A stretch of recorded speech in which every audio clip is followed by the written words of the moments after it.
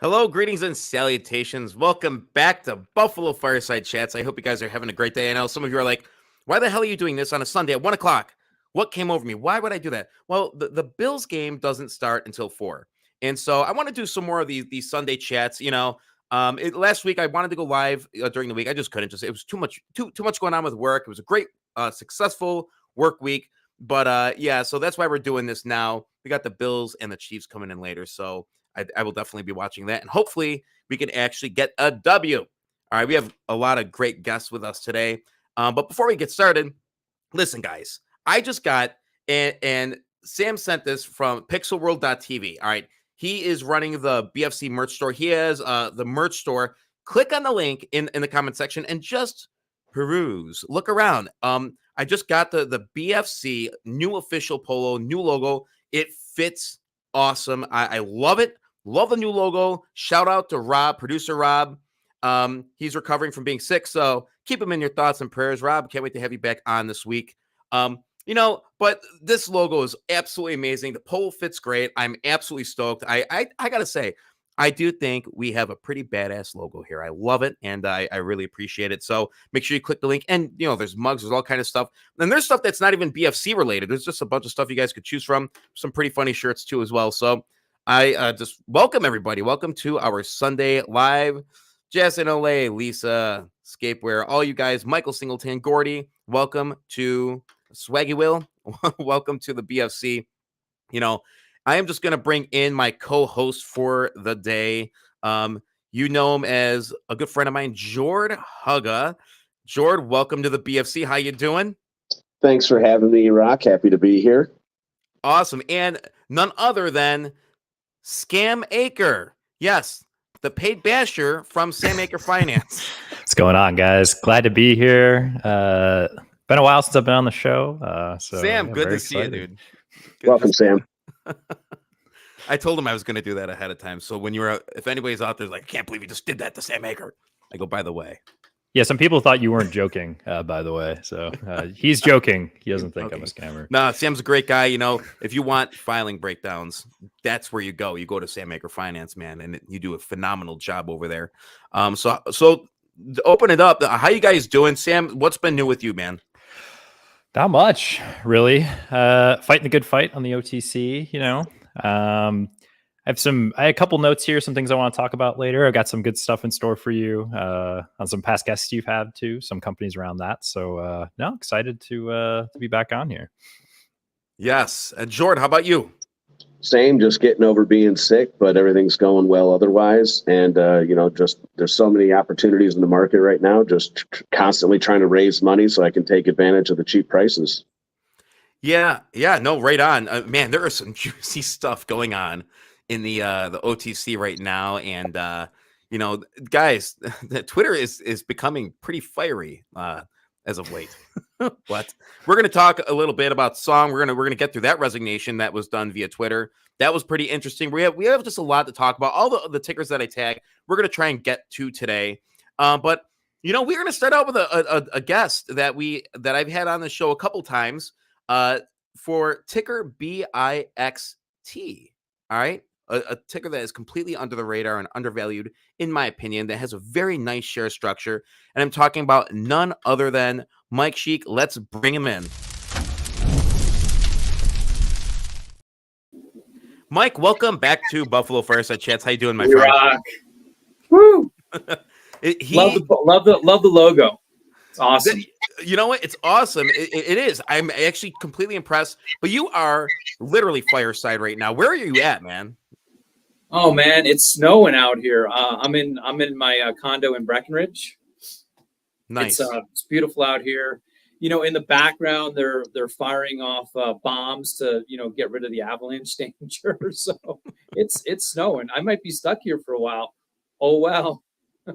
Man, now you know what? I wanted to have you back on just to do an update. But last time we talked, it's always. There is so much that you bring to the table, especially in regards to galectin inhibitors and like the whole COVID-19 pandemic that happened and what you guys are offering at this point. But there's so much that we actually we don't cover. And so one of those things was an article that you recently you put out, and it's this article: the galectin antagonists send cancer to its knees, but who will strike the fatal blow? And I wanted to talk more about this article, and I'll put the link to it so you guys could click on it and read it. But I wanted to talk more about that because I think that, you know, there's a lot to be said, you know, with cancer research and cancer treatments. And it sort of Right. feels like we're at a standstill with treatments across the board.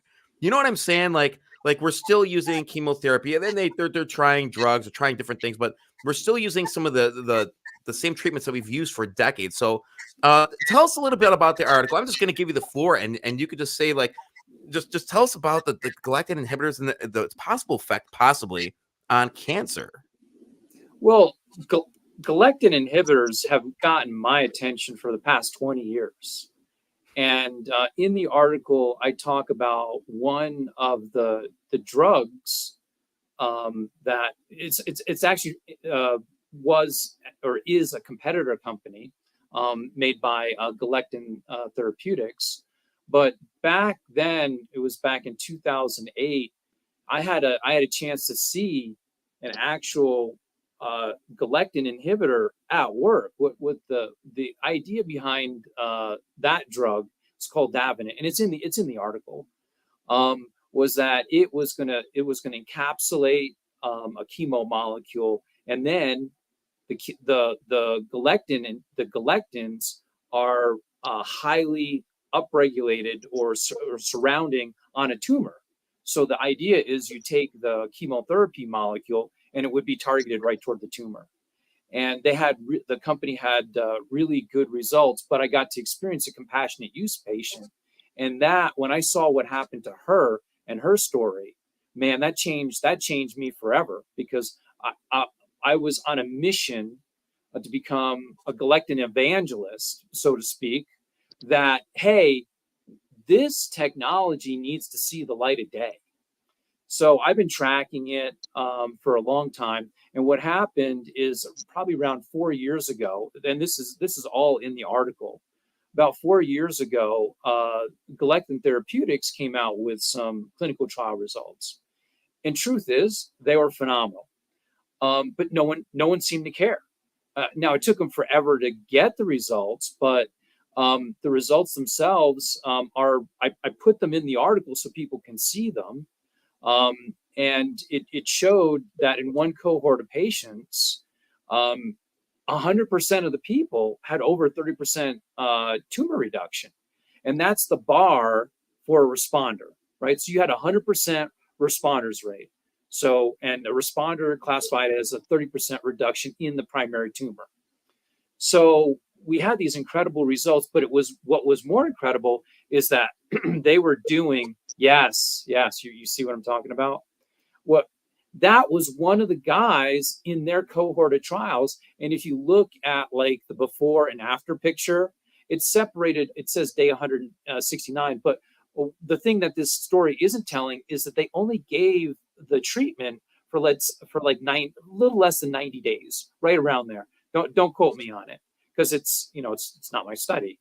But you can see all the tumors resolved if you look in that. Look at the verbiage there. All tumor resolves, and it looks like he has chicken pox or something, and then it's clear. Now they also did the guy did a video on it, so we actually know who this guy was, because you could see the CT scans in the video that match this. So this was the first great epiphany. Now, what's interesting is they had all this great cancer data, and the company chose to go to liver, and they're still doing something with in cancer. But these cancer results are amazing. But now the idea is we're going after galectins, right? So they have a galectin antagonist, right? Now, recently, another company came out with their clinical trial results. They have a galectin antagonist called Galecto. And again, these are my competitors. And why on earth am I talking about my competitors? You're going to find out in a second, or when I get to it here shortly. So Galecto, they came out with results, and their results showed within, I believe it was within 3 weeks, they had 60% of the responders rate, 60%, it was in 3 weeks. So they didn't even finish the trial. They have 5 patients, and 3 of them had over 30% tumor shrinkage in 3 weeks. I want you to wrap your head around that and think about, like, wait a second, if you had cancer and you're able to shrink your tumors by 30%, man, you'd probably hold off on surgery for a little bit, wouldn't you? Right? Try to get that mass lower, try to stop it a little bit. So this could change just with these results. I'm looking at going like, wow, this is a game changer in cancer. Now, Galecto, I don't know if they're going to continue to publish these results, but I would expect that they would do like Galectin Therapeutics did and get the 100% responders rate within basically the 3 months time frame. So in a couple months, you might be looking for that too. Now, how on earth does this apply to us, and what drove me to write this article is because in their last press release, they said, hey, we're pivoting. We're not really following up on this too much on this cancer, with this great cancer data, and we're pivoting toward liver. And that's exactly what Galectin Therapeutics did. So I'm looking at this and I'm sitting out there. I've been waiting all 20 years that I've been following this Galectin science so that we could come up with a cancer drug. Now, the time that it's taken for these companies to get to this stage, I think we have a better strategy to get to go after cancer. And our strategy to go after cancer is tackle COVID first, get this drug approved, and then do a label expansion. You see, and that's the idea, and that's my commitment to all these cancer sufferers out there. Is like, who's gonna take leadership in it? Because there's 3 companies that have Galectin antagonist. Galectin Therapeutics, and there's more, but I'm just naming the public ones. The Galectin Therapeutics, you have Galecto, and then the third one is my company, Bioxytran. So what we've seen with 2 molecules that are completely different. One's a small molecule, one is a carbohydrate, and ours is definitely different than Galectin Therapeutics. But you have 3 molecules, 3 Galectin antagonists, and the first 2 showed incredible results. So it's really easy to handicap what's going to happen, what our Galectin antagonist has a capability of doing in those same disease indications. So that's what gets me excited. Is it's a race to get a drug approved, in my opinion, because Galectin antagonists are so big. And I don't know if the other companies share the vision that we have as a company. And the reason we have such a good vision, in my opinion, is due to our leadership. Dr. Platt is the head of our company, and he's the guy that started this whole field of Galectin science. So he can trace his roots back, almost 30, 40 years ago, because he's the guy who really coined the name Galectin. So anyhow, that's kind of what the article is about, and that's what gets me really excited. It seems weird to me, and peculiar, like that Galecto would abandon ship when they got the results that they did. I mean, I don't know if I get those results, I'm not stopping. I would go for the full 3 months to see if there's a 100% reduction. Yeah, I can't speak for the company. You got to go look at the press release. But EROC, what they're doing, or what they said they were going to do, is they said, hey, we're not gonna pursue this particular oncology drug. There's a drug called Tecentriq, and there's also a drug called Keytruda. Those are immuno-oncology drugs, right? And then what they're doing is they're pairing it with a Galectin antagonist. So Galectin Therapeutics use Keytruda and their Galectin antagonist, belapectin, right? And then these guys used Tecentriq and their Galectin antagonist. That's what Galecto did. But what's interesting is the historical 3-month rate on Galecto's antagonist, or Tecentriq rather, alone, without any Galectin antagonist, was 10.2% responders rate. Real world data. I like to go off of real world data and then compare that to what they got in their study, which was 60% responders rate. So you're looking at a drug that makes it like 5 times better. The combination of that drug makes it 5 times better, and they're just, you just got to shrug your shoulders at, the strategy there.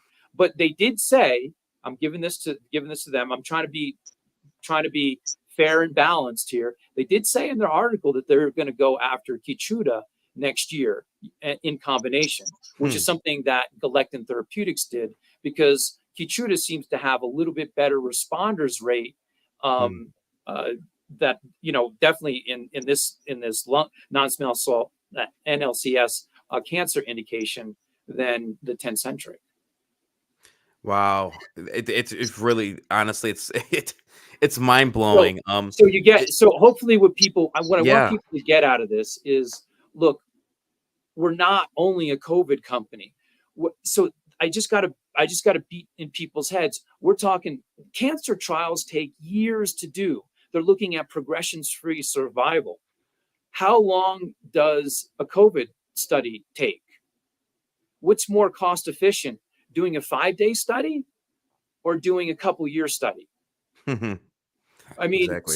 so the idea is, let's just get this molecule approved, and then we do a label expansion.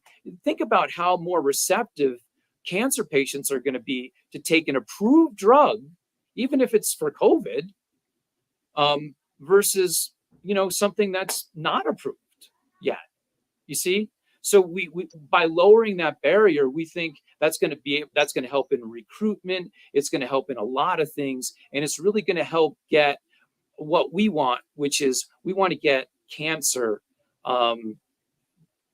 We want to get this in the hands of cancer patients as soon as humanly possible. They don't have the luxury of time. So time to development is very important. And we think the best strategy to actually tackle cancer is to go after COVID. I know it's a crazy idea, but hopefully the investors follow what we're doing. There's other indications like that. A galectin antagonist is being used in NASH for Galectin Therapeutics, and they're very far along in their clinical trials. And then you also have Galecto. They're going after NASH, and they have a galectin antagonist. The idea is whoever gets to the finish line with the galectin antagonist is going to be able to do massive label expansion. Label expansion, for the viewers that don't know what that means, it means like, hey, once you go after one disease indication, you just keep going. You go like into a phase 2, and you don't have to start all that phase 1.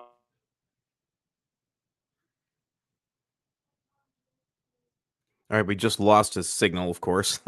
Computer literally froze. He was just getting right to the end of that. It's not a bad still frame, though, I got to say, because like sometimes people have the worst still frames when they're mid-sentence. That's exactly. So I if he wants to hop back on, I definitely will let him finish what he was saying. So I was actually going to get to Liz's question about has there been studies about dog dewormer for cancer? I know people on it. So Mike, if you are gonna sign back on, jump in the chat and please answer that for Liz, if you can. Speaking of Lisa, who I almost said, where is where's Lisa Matthews? Probably watching football. Better than frozen face with one eye closing. I agree. I couldn't agree more. All right, so let's keep things going here. It was actually, there's a lot going on there, and so what do you want to talk about? We had a long list of stocks to cover, and I'm going to give you first pick, my friend. Sam, as in go me? for it. Me? It's you. Oh, it's you. It's you. It's you. Well, I have to. I think we probably have to start with Song, because I think even I was texting you last night, or I don't know if that was Friday or maybe it was Friday, but about all the drama that happened with that company on Friday, and then there was a tweet literally like an hour ago that just like added multiplied it times 2. I feel like so I don't know if anybody in the chat actually follows Song, but I probably share my screen. This might be easier. I'm going to do it right now. I'm going to pull up that it's the tweet. Here, I'll put it in the private chat so you can see it. This is the one I want to show. I got you right here. All right, this is their page. All right, so there was a tweet on. Can I call it a tweet anymore? Tweet. I still call it a tweet. I can't stop. I'm too. Yeah. I'm too That's set where in my ways.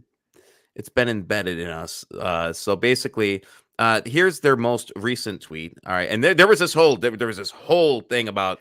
Yeah. So basically, what happened is, and if you open up the tweet I put in the chat, essentially what happened is on like Friday in the middle of the day, the CEO if you don't follow the company on Twitter, he tweets like all the time, right? Yeah. And essentially what happened is he had sort of hinted that they were talking about a change in the share structure of Song, and essentially what they were going to do is this is bizarre. I've never actually heard of this before. This is the one. Yeah. So basically what they said they were going to do is he was going to do a reverse split, which of course everyone hated, right? But it wasn't really like a reverse split. It was like, so you'd reverse, you get say you had owned 10 shares, now you own 1, right? To get them above, he didn't want them to be a penny stock anymore, right? Or he wanted them to be penny stock exempt. And, but it wasn't really going to be a reverse. They were going to reverse and then issue you a stock dividend of restricted shares. So essentially what he was doing was taking away, like, say it was a 10 for 1 or whatever, or 1 for 10. I can't remember I think it's 10 for 1. You would lose the ability to trade like almost your whole position because it would all be reversed. So it's like he reverses you into 1 share and then back to 10, but 9 of them are restricted. So I don't know if that makes sense. So basically like you can't trade your position anymore. And the market literally dropped. It dropped like 45%, like instantly after he tweeted that. And thinking out loud is not wise sometimes on Twitter. Yes, it was so weird. And he was like asking for the like people's opinions on it or something, like on a public forum, and it like tanked the stock price literally in a day and like instantly. And then he comes out later and says like, okay, we're not going to do that. Just kidding. Like, just kidding. Well, he says they're not going to do it. And then he resigns as the CEO. And then first he says he's not going to go on Twitter anymore. And then he resigns as the CEO on Friday night. And he says he's going to find a new CEO. That's what he had on here. Oh, you didn't. I guess you didn't bookmark it. Yeah, it was further up on the. But yeah, no, dude, it is really weird. I mean, he did, and it was a well-written resignation. Mm-hmm. But I gotta say, like, even like somebody actually just commented on one of my videos, and it was sort of funny because they were like, "I don't like it when you have people like this on," and plus he was smoking a cigar. I was like, and I was just like, you know, that didn't bother me at all. I mean, this is an open fireside chat forum. I can't control what people do. This is, but. And he was a good guest. I have nothing bad to say about him. You know what I mean? But it does seem like there's only one person that could really maintain, the social media aspect and the Twitter especially, and still run his business. That seems like efficient. And you know who I'm talking about. Steve Reinhardt is always like he's on the social media, doing it, left and right, and he's on it. But like, I feel like maybe James got in too deep with the social media and responding to people. And I told him, and I did tell him this on a private chat, there's nothing private about it. Just like, cause he was, people were just boom, boom, boom. They're firing off on him. I go, just ignore the noise. I go, if you're doing what you're doing, just keep doing your business, keep doing your thing. Don't get bogged down with all the people that are coming at you because you're never going to satisfy everybody. You know what I mean? Just like, I already know, like, the minute somebody responds to me, whether to block them or not, block, don't respond, so it is a very peculiar situation with Song. Yes. It's just bizarre, dude. It really is. Yeah. And he's welcome to come back. I mean, like, yeah, I don't know. This is an open forum. It's just, I found it very, very, weird. And I'm not going to, this is why we do our live due diligence, because that way you guys could watch an interview and be like, oh, I like this or I like that. And, oh, he didn't smoke the brand of cigars that I like. So I'm definitely not going to invest in the company. Yeah. I mean, like, I actually will finish the thought here because so all that happened, right? And then literally just like an hour ago, so he had said basically they were going to do this transaction, then they're not going to do this transaction, and then literally like an hour ago, he's like, "Oh yeah, we're going to reverse split still because we shouldn't be a penny stock." Like literally an hour ago, you can go see the tweet. So Wow. like, I don't know what's going to happen on Monday, like with that share price. I don't know if they're going to do that like reverse and then I mean, issue you all these restricted shares, but something bad's going to happen on Monday. I feel that like. is I don't kicking know. the can down the road, because once those restricted shares Yeah. become available, you know, you will see a significant reduction in the stock price. Yeah, You know what I and- mean? So I don't know what they were trying to do. And you just bought those, you know, you canceled those shares, and it's just, I don't know. Like Yeah, it's it's too sort of much. weird. And I mean, if for anybody holding this one, and you're, you know, long song, I mean, I don't know what to tell you. You know, it's the business model. I understand why. I understand when he talked about like the reporting and like how much money they can report in revenue. I understand what they were saying. They basically were using that method. Oh my gosh, now I can't think of accrual it. accounting. It's like under US GAAP. It's how you have to accrue for it. Yeah. Yes, exactly. It's accrual. And so I had the sheet up here that says the exact term with the definition. But whatever, you guys get it. Accrual accounting. And so basically it's, I don't want to say forward looking, but it is forward looking as to what your revenues potential is. Yeah, it's just when you recognize it according to their contracts and stuff like that with these companies. So it doesn't I get it. I get what, you know. I actually didn't think I think I talked to you about this. I didn't think like the actual way they were accounting for it was strange or anything. But then on the chat, or when he joined your thing, he was like talking about how he thought accrual accounting he thought it was like bad or something. And I was like, I don't know if that's how like every single company has accounted for anything since like the 1910s or whatever, when the SEC started like letting you file. I don't know. But it's a very strange case. Yeah, I smoked too many cigars. I don't know. Yeah. I'd be interested if he ever comes back on. I mean, I don't want to like poke fun at the guy or something. I'd be interested to see what he has to say, because he admitted it didn't work out well, all that. And I would definitely agree that was not the way to go. Song saga continues. So that's one that we're going to definitely watch, just to keep an eye on it. And I do have him back. So I'm going to give him a couple more minutes. Mike did jump back on. So I do want to give Mike, welcome back. By the way, we voted and you had the sexiest frozen frame ever. So congratulations. It's real. Sorry. You know, I wanted to finish up with a question from one of our audience members. Liz did talk about, has there been studies about dog dewormer for cancer? I know of people on it. So I'm not sure of any of the dewormer. I know we heard a lot about that over the last couple of years. Any thoughts on that? No, it really. I mean, I've heard of people using something called modified citrus pectin.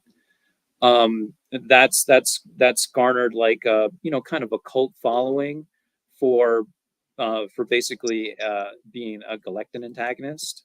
So that's something that's out there. You know, it'd be really interesting. Sorry about that. I was just fiddling with the thing here. But yeah, it's really interesting how there's been so many uses of modified citrus pectin for all sorts of things, including on animals. But I don't know about a dewormer. I think they were using the modified citrus pectin in animals, quite honestly, for tumors, for to help treating their dogs with tumors. So very interesting. I just want to give you were finishing up. Do you remember the point you were finishing up before? I just want to make sure that no. All right, it's okay. But the main thing is, we have a what I want to. I guess the point that we really want to make is that we're not a COVID company. Okay, we're using COVID to get our drug approved. That's it. So I don't care if you think that COVID is going to, come back in a surge or not. We're using COVID as a way to get the drug approved so that we can enhance this platform technology through label expansion. And then you see our market cap is super low, given the fact that we're so close to the pearly gates. The pearly gates being, a phase 3 pivotal study. Now that's in India. I don't want to mislead you. We do have an IND here in Yep. the U.S., which allows us to, deliver the goods here, or do the clinical trials here rather. But yeah, that's that I think I covered. I want everyone to go to my LinkedIn. Hopefully, read the article. It's fantastic. Share the article with anyone who's afflicted with cancer. Let them know that this is out there. Maybe we can get a little bit of a cult following on this galectin science, because we really need more exposure. Something this powerful. The ability to stop surgeries for cancer, possibly stop the chemos for cancer, and transition more toward this immuno-oncology. That's a huge paradigm shift. It's here right now. People just have to look at the data. Right on. Well, I thank you for coming back on, and really, you're welcome anytime to give us an update. Rooting for you guys, and Mike, stay well, sir. Thank you. Thanks, Mike. Love the outro.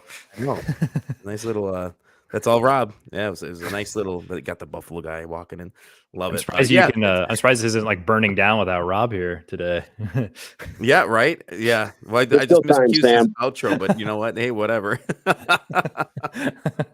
No, so we have a lot to talk about. So what do we do? MULN, IGPK. Want to take IGPK? MULN? You guys do IGPK. I'll do Mullen after that. All right.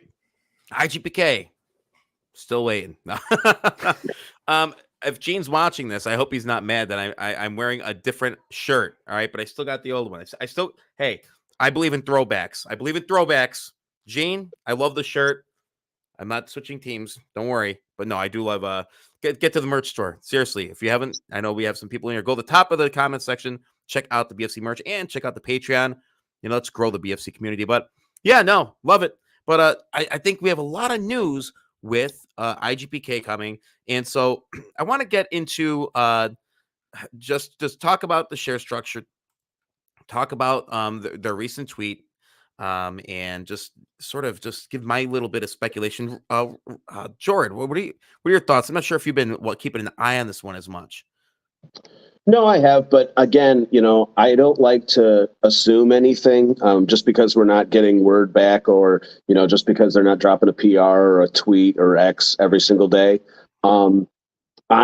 I tend to err on the side of thinking that it's just because they're busy and they've got things in the works, and that if they don't have any news to share, that they have better use of their time doing what's going on behind the scenes.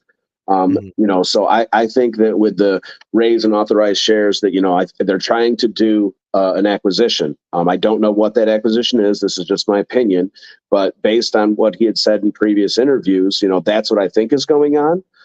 But it would be nice to hear something and to find out for sure. But like I said, I feel really confident about buying companies that are worth less than, their fair market value. And so as of right now, they have not actually issued an S1 to get more shares. And so we're just waiting to see what the actual rationale behind it was. And so I look forward to hearing what he has to say about it. Yeah, and they've been really consistent for the most part. And I've reached out to them, and this is a social media account, so they haven't got back to me yet. Gene, for months upon months, has been very communicative with me. I do like him. I think he's done a nice job so far. But you could see the big raise in authorized shares, 4.6 billion, and a huge chunk of this is now restricted. So I don't know. The speculation for me, it could be many. It could be many things. I'm thinking maybe an acquisition, maybe a merger, maybe, and I think maybe they're adding some people to the board, perhaps. That could be a thing. So let's look at their most recent tweet. I could pull that up right here. Let's see. And this is the key here. The third quarter financials for IGPK are ready to file. We are waiting for all parties to review them and give the okay to file them. Once filed, it will be followed by updates of the company.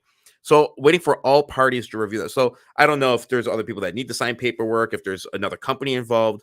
I know that they were talking about, because they're technically a holding company, and they are looking to do a name change. He mentioned that. So I'm not sure if they are going to basically. I'm not sure if I know they talked about an AI acquisition. But they said they put out it was probably a smaller acquisition, but they said they put that on the back burner and because they had something more, it's something bigger on the horizon. So I don't know what it could be. I know I like to think positive. I like to think positive about it. And by the way, what do we have right here? When is BLEG interview? That's going to be Wednesday. I'm looking forward to that one. We'll talk about that. And yes, that will be BLEG. BLEG is on Wednesday at 8 p.m. One of my favorite tickers, BLEG. BLEG. It's BLEG. So I'm actually looking forward to I actually had a pre-conference call. I'm going to touch base with them again before I have to get them their show a skeleton, let them know what I'm going to be asking them. I don't ask question ahead of time. By the way, guys, I give a show skeleton. That's what I do here. I give basically like my bullet points of what I'm going to talk about. I say, hey, I really veer away from that. Like I divert all the time, and sometimes I don't get through half of what I wanted to talk about, and the conversation takes a UE, and that's good. It's all about sort of natural conversation. But I like to do my due diligence and sort of let them know where my brain is at, so that way we have as much of a constructive conversation as possible. So IGPK, I am excited about it. It's nice to see that something special is happening, hopefully, and so fingers crossed this thing has been due for a run big time. And I got 0007 average, and I would be looking to add more if I have the opportunity this week. Any thoughts on that one, Sam? Have you followed that one at all? Or Not too much, actually. I haven't. No. They're late on filing, so I haven't really kept up on them too much just because of that. I try to, I don't know. If there aren't filings, it's kind of hard for me to. Yeah. I was gonna wait until they came out with their Q3, but they haven't. So should be this week. It looks like it should be this week. The OTC lingo this week, any day now. Any day now. Soon. Imminent. Oh, imminent. We love that in the IVDA community. We love imminent. I love that word. We'll talk QIND in a second. But, hey, I got a question for you guys. What is easier to find, a paid pumper or a paid basher? And I want your opinion on this because, like, pumper for sure, 100%, without question. I don't even Jordan? know how you can paid bash that well. Well, it's especially after you see the quality of the bashing, I'm like, they're not getting their money's worth. Well, it's like you're getting paid to bash. I think people are just bag holders and they're just angry, or it's just funny. Like, but I gotta say, like, paid pumpers are the easiest to follow. They're like. And that's one thing that I've learned, especially like these major social media accounts, especially on Twitter. We see that a lot. And I'm not going to name anybody in particular, but it's a fact that, like, and this is the problem. If you have a huge following and a company wants to pay you and it's under some LLC or whatever, and they want to pay you to promote their stock, I have no problem with that. I have a problem with it not being disclosed on a tweet. When a big name may say, oh yeah, this is looking good here. We have BLQC is looking great. It's on our list. We've been watching this. This thing's about to soar or whatever. And they don't say that, but this is looking good. Look for this here. When you announce that to 10,000 people, naturally, especially in private Discords or private rooms or telegrams, the price is going to get up and you're going to get some buying pressure. It should be disclosed. And I can tell you right now, I see it. I could time things out. When you're paid to promote a stock, and if you're promoting that stock on Twitter, you should disclose that paid promotion, boom, on a tweet, because that's just transparency there. I hope we get to the point where we have so many followers that we're doing paid promotions at the BFC and Sam Aker finance. That'd be pretty wild, right? But I mean, but anytime like I've never taken a paid promotion. I don't take money from companies. We're doing this for now is for fun. We'll grow. We'll become big. BFC, the next moon market. No, thank you. I can't cover that many tickers. Yeah, no disrespect to moon market. yeah. You should like he does his thing, man. I'll tell you. Yeah, like going on what you're saying though. Anytime you watch YouTube videos, I'm not going to name any names, but always just look in the descriptions because a lot of times they should be disclosing if you're getting paid, and a lot of them are pretty good about it, but they aren't super. They don't like announce it in the video. Like it'll be on the list of things they talk about for like 5 minutes. Then if you like look at the very bottom of their disclaimer, they'll be like, I got paid $20,000 by XYZ Media Company LLC to talk about this today, like from over the period of like this week. So just keep an eye out for that kind of stuff because they do disclose it sometimes. Yeah. Yeah. Well, I know Moon. I've seen some of his paid promotions, and he does his thing, covers his stock, does his and he says right there, boom, $25,000, bing, bing, bing. Yeah. Yeah. Good for him. If you miss it, good for him. yeah. I mean, if someone's going to pay him to do that and you miss it as a reader or a listener, that's on you, because he just closed it. So like 100%. Yeah, I don't know what else to tell you. But yeah, but for Twitter, they should definitely disclose it. Yeah, I mean, it goes back to like the crypto craze with like Kim Kardashian and stuff. People like that who are like promoting things that they owned and didn't disclose. And Kim who? Kim Kardashian. What do you have a poster of her in your room? No, you don't know. You didn't hear about this. She promoted someone in the chat. No, I'm just messing. More info on this than me, but yeah, she promoted some crypto really or something. Yeah, and she got in trouble for not promoting it. It's just a bunch of people are getting sued for that. Yeah, wasn't Tom Brady involved in something like that too? There were Crypto.com or FTX. I don't remember if it was Crypto.com. Crypto.com. Yeah. You know what the thing is though is I think that a lot of it's such uncharted waters that I mean I don't know.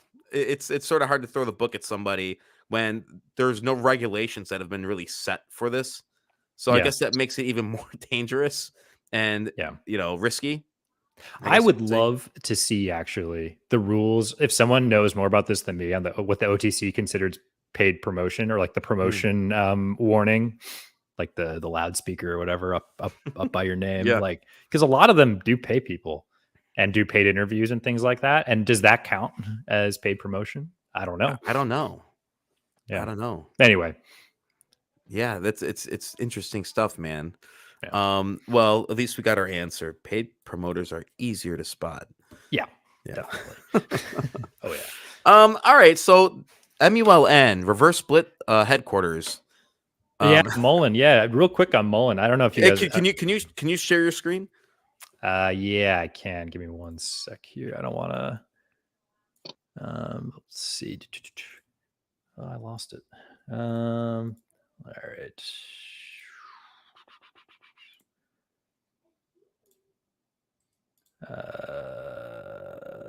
Sorry, one sec. Dead space. Go, Jordan. I know, yeah. Well, the one thing I would say about Mullen when he's pulling up his records is, while it's not paid promotion, it was definitely promotion, is that, I think it's David was trying to, let people know that he was buying back shares with his own personal money, and the amount was so nominal and ridiculous. And then, days later, there would be another PR where he was issued millions of shares per his contract that would immediately be sold and diluted. And it was just, it was comical to me, and probably an even larger red flag than already having 3 reverse splits in 2 months. But yeah, I mean, I don't even think that there's anything wrong with being paid to promote something, because as long as you're divulging, that's what went down, then it doesn't really put you into any kind of situation where maybe they have a back end deal or they're doing something else. Companies pay people to put the word out because they're trying to bring in new investors. As long as they're transparent about it, it's really not a huge issue for me. But it would be nice to see more people take responsibility and put what they're supposed to put in the disclaimer and in the comment section to let people know that is in fact what's happening. Yeah, I agree. I do agree with that. Absolutely. Is it presenting now? I clicked. Oh wait, you know what? It's my end. See? There you go. You seeing this? Hey, there we go. Okay. So run down quick on MULN, right? I mean, this company has been a complete disaster over the last. I mean, even like couple months, they're probably down like 90-something%. I don't know, but essentially what's going on here. I think these are good lessons for everybody. I don't know if it's what not to do or how companies like to use, I think, like smoke and mirrors to just take away from the fact that they've done stupid things and that their business isn't actually that good. So.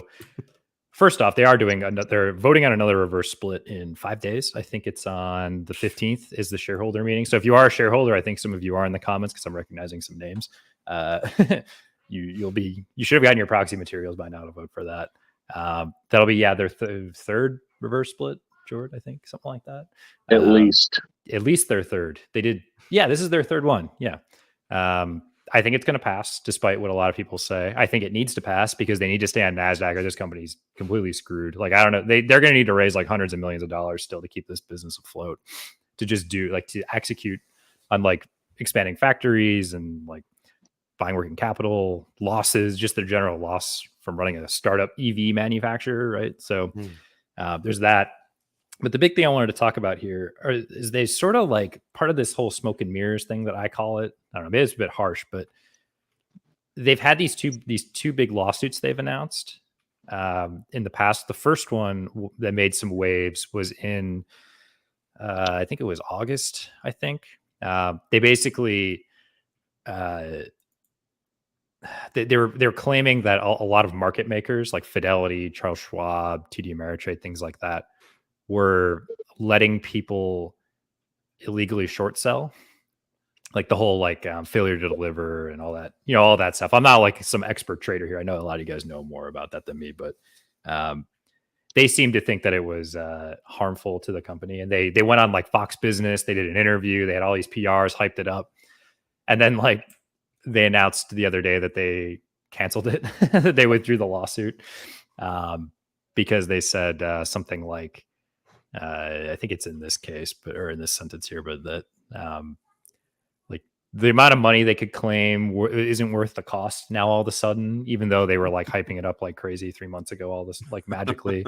I mean, I said at the time that I thought it was stupid and that they're like just trying to hype up their company to make it look like they're fighting the shorts and that whole like GameStop type mentality. But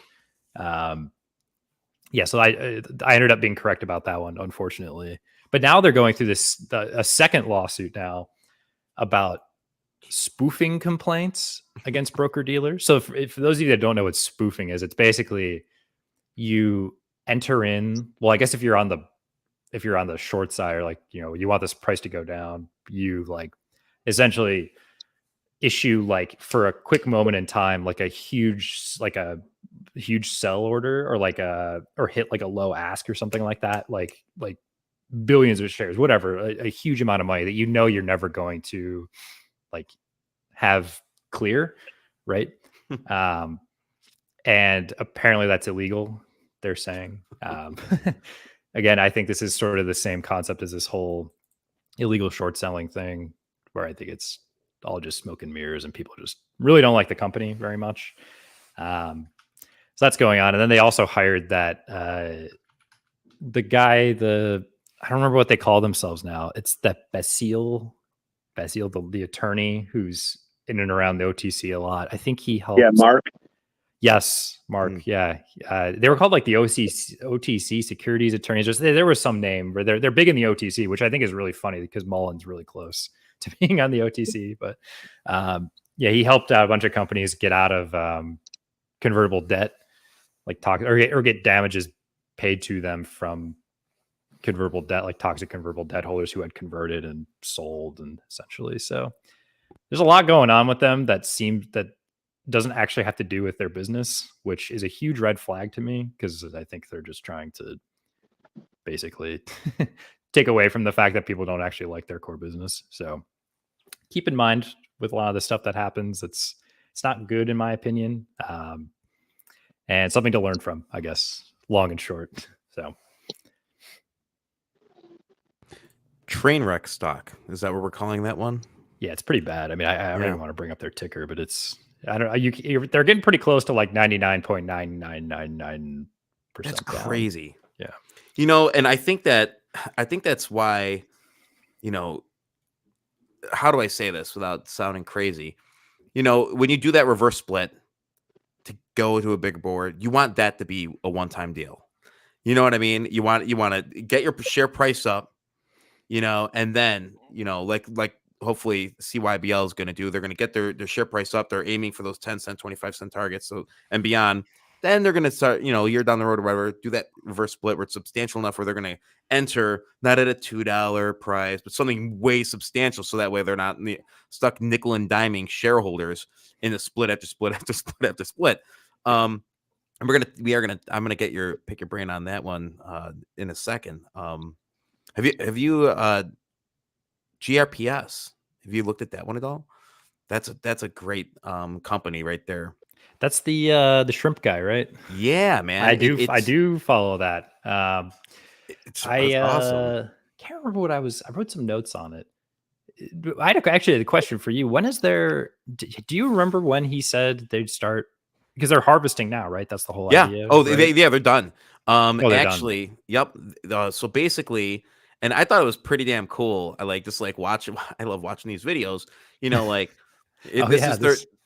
Is that cool? Their most recent tweet. Transit Aqua is excited to announce that we have received our formal approval from the Coastal Aquaculture Authority in India to be a preferred broodstock supplier, GRPS. This represents a significant opportunity for our company to grow additional revenue streams and work with world-class like-minded aquaculture partners. So they are really building something special here, and you know the product. And I can't wait to try the product. I will be trying the product at some point. I know right now they are focusing on raising cash, and so and raising money because they have a huge operation, and so I want to look at their two most recent PRs. I actually just talked to him like a half an hour before the show to ask him if he wanted to come on and do an update.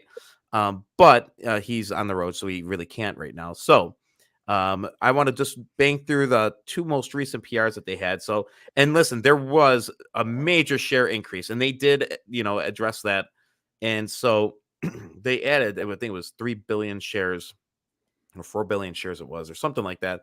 And you know, obviously they need to raise money for their operations. I get it. That's why these companies are publicly traded. And that's, you guys got to remember that it's to raise capital. And so let's go to their most, but there's a way to do it, you know, where you don't want to get crazy and just dump on shareholders left and right. But they did address this. GRPS, Transamerica Aquaculture, announces upcoming shrimp harvest and increases authorized shares. And this was back in October on the 25th. The shrimp harvest dates, we are pleased to confirm that our farm is operating as expected. Our shrimp harvest is now underway. The harvest was scheduled to begin in late October, and we're right on track and gearing up for a successful season, and that it was. So that's great. In our commitment to transparency and accountability, we'll be sharing the exact harvest numbers with our stakeholders and the public. And I asked him about this when I talked to him on the phone. I talked to him a week ago. I've become good friends with Adam. I'm really rooting for his business. I think it's freaking awesome, and I can't wait to try the product. But right now, it's never been done where like they have to like sort of like how like in accrual accounting, like basically like you were talking about, how do they do that with shrimp when your harvest may vary? Do you know what I'm saying, Sam? Mhm. And Yeah. so that's the challenge now for them because it hasn't been done. So for you know, as an OTC company, like they're trying to figure out how to do it the right way. So and that was a shortened version of how he explained it to me. So It's tough. I don't actually know. I'm not super. Part of the reasons I'm not super, I haven't really looked into GRPS too much is because I don't. Anything that gets like a little too like biology or science or you know even farming, I get a little like I don't get it well enough for me to feel comfortable with it. But yeah, it's tricky, right? When you think about like you make all your money in like 1 month after you harvest, right? So like, how do you recognize revenue over time? Like they don't, right? They just put no revenue. So it's almost like cash accounting basically at that point. But I don't know how like yeah. like in US GAAP and everything, like they tell you to account for farming when you have like, variable yields and you don't really know. So yeah. They have a lot going on.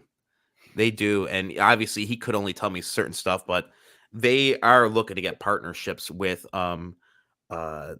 grocery stores. And that is going to be, I think it's going to be great once they can get the product in the grocery stores and all these big name stores. I think it's going to be awesome, and I think that we're going to see, especially in 2024, as they gear up towards their next harvest and expand. Like obviously, the more, I think it was 2 million pounds they planned on getting out. I don't know. I don't know what we'll find out. We'll find out the numbers and find out exactly what they did. But this was big. The Trans-American Aquaculture recognized as preferred broodstock supplier to India. All right. Yeah, So one of the other things, because you know we've kind of been talking about it a little bit, is you know with reverse splits or with you know authorized share increases, is I feel very comfortable with GRPS because they had all but told us that their plan was to scale up. Right, they're already the largest shrimp producer in the United States west of the Mississippi, And so when they go through and do it, they obviously needed to raise some money, which they wanted to do. And the easiest way for them to do it is to raise the authorized shares and sell some shares. But they're not doing this to pay salaries or because they're having financial trouble. They're doing it so that they can raise more shrimp. And that is ultimately what you want to see a company do, in the same way that if they have to do a reverse split one time just to meet a goal, which whether it's uplisting or this and that, that's acceptable if you see them still growing and making money. But if they're just constantly doing it like Mullen is, which is basically, it really just looks like a way to make more money, or they wouldn't be selling their own individual shares and whatnot if they had faith in their own company. Yeah, exactly. I mean, that's a great point. Like, this is what I like to say a lot when I talk about dilution, because you don't see a lot of good dilution on the OTC, but like, it's just a way to raise capital, right? So as long as you earn an appropriate return for the company on those shares you issued, it's fine, right? The joke I always make is like, an OTC company could issue one share for Microsoft and someone would still be like complaining about it. Like, there's it's all about the balance of it. So yeah, you definitely want to be doing it sort of on an upswing and not just like to stay alive, so to speak. So yeah. And let's look here. I mean, let's look at Adam Thomas, what he said. We're honored and thrilled to be recognized as a preferred broodstock supplier for the dynamic aquaculture industry in India. We specifically want to thank the Coastal Aquaculture Authority for their faith in our company to be able to provide our Indian partners with world-class animals and genetics. This approval underscores our commitment to advancing the field of shrimp genetics and contributing to the sustainable growth of aquaculture in the region. We look forward to collaborating with our Indian partners to elevate shrimp farming practices and contribute to the overall success of the industry. And one thing I really wish we could have saw in this was numbers and how that's going to affect their bottom line, how it's going to affect their revenue, and what they're able to retain revenue-wise from this whole thing from India. I don't know. We're gonna see where it ends up. I'm rooting for them. I'm excited. I think they're going in a step in the right direction. I think when we talk about India, there's another company that is working with India, and that ticker is IFUS IFUS. That thing's been moving and grooving lately. Let me know in the comment section. Are you an IFUS shareholder? I got in at 145. Called it a 121. That would have been great to get in there. Didn't work. What do you think? There's another one of your favorite farm plays. We should start Sam Akers favorite farm plays. There it is, right there. Yeah, I always joke around like I just like don't get it. I don't know. I'm like too stupid to. I was never good at science, so I have trouble when it comes to like biology and stuff. Like, but like I live like in the boonies. Like there's like cows down the street. So like I always find it funny that like, I like don't get it. I like don't fit in out there. I think, but I like them. I mean, it's a very interesting product. Like every time you have them on, I'm always. It sounds super interesting. I always actually say that about his name is escaping me, the IFUS CEO. Mark Walther. Yeah, Mark. Yeah. Him and Adam from GRPS. Like a lot of times, I like those guys. Yeah, when you hear like a lot of OTC CEOs when they talk, like not on your show or not necessarily on your show, but just wherever, you hear a lot of them, and like they talk about these businesses that they're like running and doing, and you're like. They have no idea like what I highly doubt they're like experts in the field. Like they're talking about like random stuff that like, oh yeah, we're going to buy this company and we're going to do this. And I'm like, really? Like they start talking about AI and whatever. But when I hear them talk, I'm like, these guys know what they're doing. Like, especially Adam, when he would come on. Oh yeah. Talk, I was like, this guy knows. I was like, this guy knows what he's talking about. Like, this is like, he's an expert in this for sure. Like he's not 100%. Like just some guy who's like, oh, we reverse merged into a shrimp company and, I'm going to get rich, that's not what it is at all. It's true. I find it funny, even though it's spelled differently, that somebody with the last name Akers doesn't like farming, ACRES. I never thought of it that way. Well, there's no S. Yeah, Aker. Yeah, Aker. We talked. Sam and I are talking about the Akers. But it's a farming. Sam Akers. We got Sam Akers here. It'd be a really small farm if it was just 1 acre. Yeah, it is. It would be the best damn farm there is out there. No. It's not about the size, It's about how you farm it. Come on. That's what she said. There you go. Go vertical. Yeah, no. So definitely I want to talk about IFUS. I want to talk about their most recent PR. And I gotta get better at just doing the screen thing faster instead of like pulling up clip after clip. Let's talk about their share structure. Now, the share prices moved significantly. My portfolio, man, it was fun to look at it Friday. I do think there's going to be significant pullback. let's take a look at I think we have look at this beauty. Now this thing has been banging out 14-year highs nonstop. I mean, we're in a new era here. All right. And if you look just like overall, this chart is bullish. All right. We're looking nice. They've had some rebound into 2023, some pullback like a lot of these companies have. Then we had some significant movement here, and we literally broke. I mean, there's going to be pullback, but like, who's going to sell? I mean, now that they're actually getting stuff done, they're actually working on this contract with India. And by the way, if they do this and if they nail this product supply for 500,000 cattle, we're talking, I don't want to say dollars or whatever, but we're talking about a substantial increase in the share price. They're not looking to do reverse splits. It is absolutely awesome. I have 150,000 shares of this. I did have 343. I trimmed back my position because I learned to take profit. You got to do that. But I won't touch these 150 at all because I think that this company is going to do something. But I want to look at their latest news article and their security. Let's look at their security details, share structure here. All right. They have 500 million shares outstanding.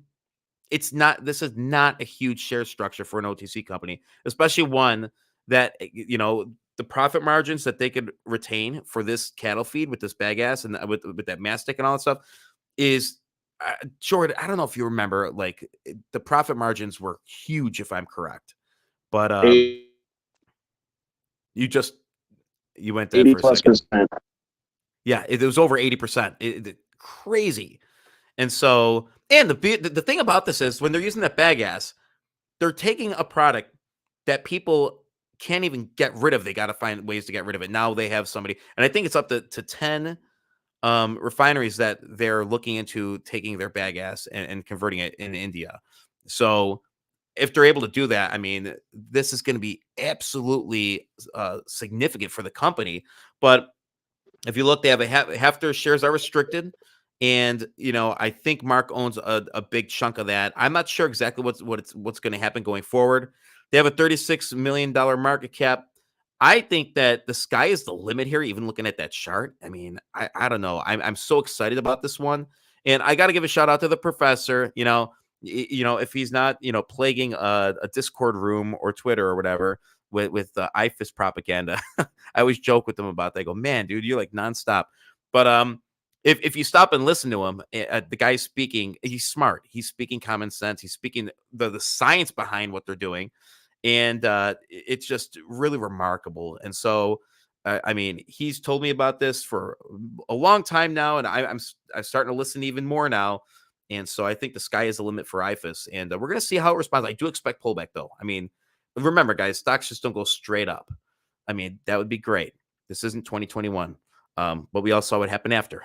All right, so I think there's going to be a good entry point here, 5.5 cents to 6 cents, perhaps. So, I mean, we'll see what happens. I mean, up 38% on the day. Let's look at their most recent piece of news. Man, here we are. I'm just taking a little look here. I skimmed through this. All right. We have received a permit from the USDA that allows us to import 2 metric tons of bagasse harvested in India. Shipping of the product from the port of Mumbai will be transported by a container ship operated by Maersk. Hopefully it doesn't get lost at sea. That happens sometimes, believe it or not. Our colleagues are responsible for the shipment of the container to the port of New Orleans, and they estimate the shipping time to be about 28 days once on the high seas. It says, upon receipt of the container, we will process the contents at our research and technology facility, and AgriGlow will arrange to have the container of the process SGP plus 2.0 picked up and shipped back to India so they may conduct their own tests on dairy cows. Milk fat is key in India, so it will be measured with other key parameters relative to dairy operations there. These parameters have been established and agreed upon. Given the same transit time, we should expect results of their testing by late February, early March. So that's relatively soon.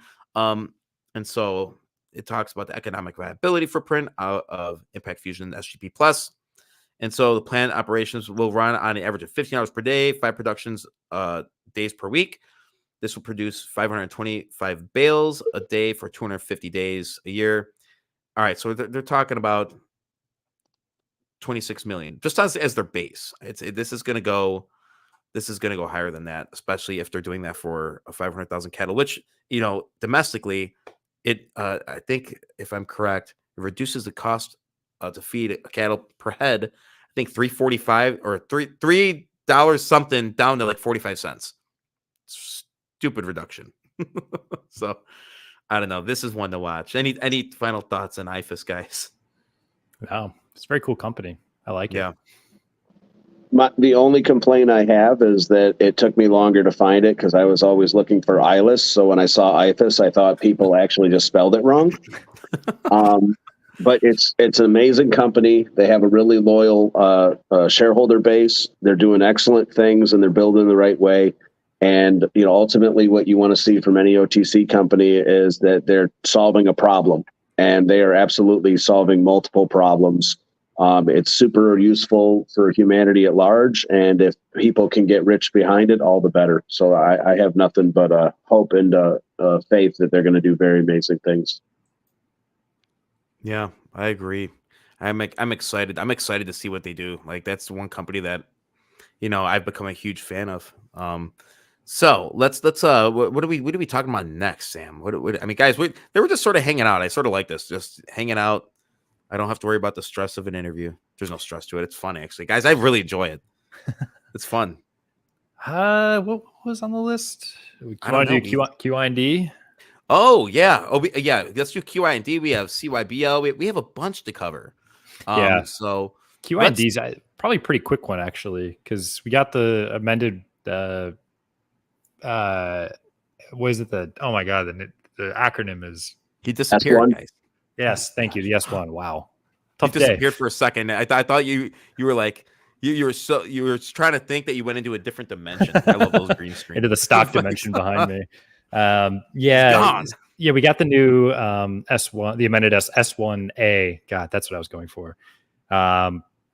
So I mean, they lowered I think they said they lowered the initial offering to 3.5 million, which is about what they have to make in payments before the really big one of like I can't remember the exact 73.5 million or something like that to QI and the former owners or the minority owners of QI. So it sounded like I am not expecting an uplist by the end of the year.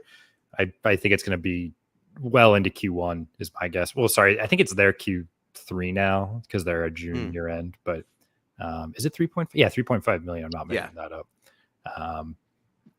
So yeah, main question for me now is they just really need to get the uplist done. I mean, it's so critical, right? They're already behind, which I sort of figured could happen just because these things tend to take forever. And the other really big unknown is just how they're going to pay for the rest of that 73 whatever million, right? That's the tricky one for me because their first offering is going to be quite low. So is there going to be another offering of equity? Are they hoping rates come down and there's going to be a more debt offering that they can more easily get while they're on New York Stock Exchange? I don't know. And before, just so you guys don't forget, there will be a reverse split. So no one freak out. They announced it like forever ago. But I guarantee you people are going to be complaining about it. There's not going to be 4 reverse splits. Yeah, just the one. Just the one. Yeah, when you're on the upswing is when you want to do a reverse split, not when you're like doing one of these. That's usually not the best signal to the market. But for this reverse split, I think is fine. So yeah, and that's it. I would say that it's completely possible because, like I said, let's say they do the uplist, everything goes through, and the share price only hits $2. I think that the people that are advising them would say you don't want to be that close to being delisted and having to constantly do it, and so then they would reasonably do, let's say, a 3 or 2 to 1 just to get the price up to $6 or $7, so they don't have to do that. But we don't know for sure what's going to happen when that day happens. So if it gets up to 5 organically, there wouldn't be the need for the reverse split. Exactly. Yeah, I think that, and I really think they're building something special here, and this just goes in with the ILUS conversation too. This is the biggest challenge, and it's not going to be easy. If it was easy, everybody would be doing it. They'd be uplisting, their companies. But I think that one thing that I've really, tried to focus on is investing in real companies, companies that have products, companies that have revenue, companies that like, and let's say I talked to JP a couple months back, just to, say, hey, what's up? And, nothing insider, just a friendly conversation. But the truth is that funding is freaking hard to come by. Mm-hmm. It's just a fact. And, Mike was just saying that it's like to get funding now is almost impossible. And the fact that they are able to be in the position that they are, and I think, Nick Link, he just had his opinion video that he released, regarding macroeconomic conditions. And I think that, once we get over this hump of this funding, and this is where, the whole Brett Rosen thing comes into play too. But I think once we get past that, I think it's going to be blue skies. But, if I want them to just do it right and get it done, I don't want it to be done yesterday. I want it, like, if it takes till February, then it takes till February. That's it, because this is the model that they're probably going to use for any of the other subsidiaries that they're going to put out. So don't screw up the first one and then try to do 3 more. Yeah. It's not going to work. Do the first one right, learn the ropes, that's just is it. You're going to have your mistakes. You're going to have to revise. You're going to have to amend. You're going to have to do it, get it done. So that way, you know what to look for the next time. And that ERT is on deck, and that's going to be huge. I mean, so ILUS and QIND, I mean, I think they're absolute steals at these levels. I really do. I do think that they're coming a long way. I think that they're learning a lot in regards to the protocol that is set by the OTC, the SEC, and all that. And there's always hurdles. It's not, like I said, if it was easy, everybody would do it. When Brett was on, he was talking about like 1 in 1,000 make it to the NASDAQ or whatever. Like, this isn't just something people do. Like, most, like 98% of the companies on the OTC are just, I don't know, just they're garbage. They're garbage. That's exactly what it is. They really are. And listen, I'm not saying every single stock I cover or have on is going to be a winner. That's why we do it. We do due diligence. I have the conversations. You guys decide what you want to invest in. But I think, like, I'm willing to give my investments the benefit of the doubt, especially where we are at economically and globally speaking. It's not easy. I mean, but they definitely have a lot going on. I don't think if they wanted to rug pull ILUS shareholders, it would have already been done. And that would have been it. And it would have been for nothing, because they wouldn't have been successful in a big board in this economy, given everything that they're trying to accomplish. And so, like JP says, build on stone, not sand, and sometimes it's not easy. It takes grit, it takes patience. What are your thoughts? I ramble. I'm going on. Well, you guys can probably confirm this better than I can, because I can't remember off the top of my head. They're not really like enriching themselves like JP and Nick. Like they're all their compensations and shares. Do they get substantial salaries or anything? They haven't sold any shares as far as I know. Like, they have a lot riding on this too. So they don't right now, Sam, but in the future, in 2024, moving forward after the uplist, the salaries do go up substantially, but of course, so will the revenue. The biggest case for me is really this. If you look at trolls that exist on every stock board eventually, if not immediately, that most of the time there's people that sold and then they got upset and now they just want to post about, how the world has done them wrong. But the one thing I've noticed with ILUS and QIND is that nobody's selling their shares. They're upset that the share price is low, but they're not selling it because they know what's happening. And the company keeps making inroad progress towards that, like you said, with the amended S1A and everything else. That, to me, what we're waiting for is that proof of concept. Now, everybody wanted it to happen 2 years ago, but they keep forgetting. It's not the macro conditions that kept them down. It's the macro conditions that changed their ability to get a lot of money for very cheap. And so that obviously changed their plans. So they're still moving forward with what they're doing. It just took them longer than they expected. And having never done the process before, they probably a couple of times shouldn't have said this is going to happen then and this is going to happen then, because it didn't. But once QIND uplists, I think that the floodgates are going to open back up and retail investors are going to start piling back in, because they already see what's going on there. And then with the uplist is going to come they're going to basically let us know how many dividends we're going to get. They've all but told us that ERT is already being brought up in the same way, so that the time period will not have to be anywhere near as long as it took them to do QIND. And so once that happens, anybody who owns ILUS shares is going to get free shares of QIND, ERT, and anything else they spin off into the future. And that always brings people in. the question is how long will it be able to maintain that, because we'll still be in tough times and it's still difficult to borrow money and all the rest of the things that are going on. Yeah, and Brian said ILUS, that this is a different ticker, ILLUS. Have heard about some dilution. Just kidding, guys. Just kidding, Brian. I'm just kidding with you. Reason for price down, you guys can check. Well, I mean, selling is why the price is down. And, when we're talking about dilution and ILUS, and I've always said this, and this is something that I've said that has actually proven right. And I did this when I first started talking about ILUS, about dilution. I hear that. And you just mentioned this earlier, Sam. They're talking about like, what type of dilution are you doing? Are you doing dilution to add value to the company? Is it an acquisition that's going to bring in revenue, increase profit margins? What ILUS is trying to do is freaking substantial. Okay, so when they get these controlling blocks of these tickers, like WSFT, that is now QIND, and the fact that you're looking at the ILUS share structure, and knock on wood, they have done a great job keeping that under 2 billion, those outstanding shares. They have. For the last year and a half, when funding has dried up and things have been dog crap for traders, or for companies, management teams, that are, a lot of them are just going to go bankrupt and they're not going to be successful, in the next year because they have no money. And so the fact that they're able to sustain themselves through this, it shows their resilience, and it shows their commitment to the shareholder, that they don't want to throw everybody under the bus. Because if you look at, and if you go on otcmarkets.com, there's 34,000+ shareholders. I don't know when that's been updated, but we're talking about tens of thousands of shareholders. This is going to be a conglomerate. This is my opinion, not financial advice. I think 1, 2, 3 years down the road, people are going to be like, I think about this way with CYBL too. People are going to be like, oh man, I should have bought that, 5 years ago. And I think that's the case that we're going to have. I do think we have gems in the OTC, but we just got to find them, So I think that's what we have here. They could have rug pulled us. The share structure has been pretty solid. What's your thought, Sam, regarding the share structure and like the financials? And like, and I made it not a dig, but I did mention like, yeah, you want to see the profit margins increase. You didn't want to see them go down, but there was also that extra 2 million that was reallocated. So I mean, I'm fine with that.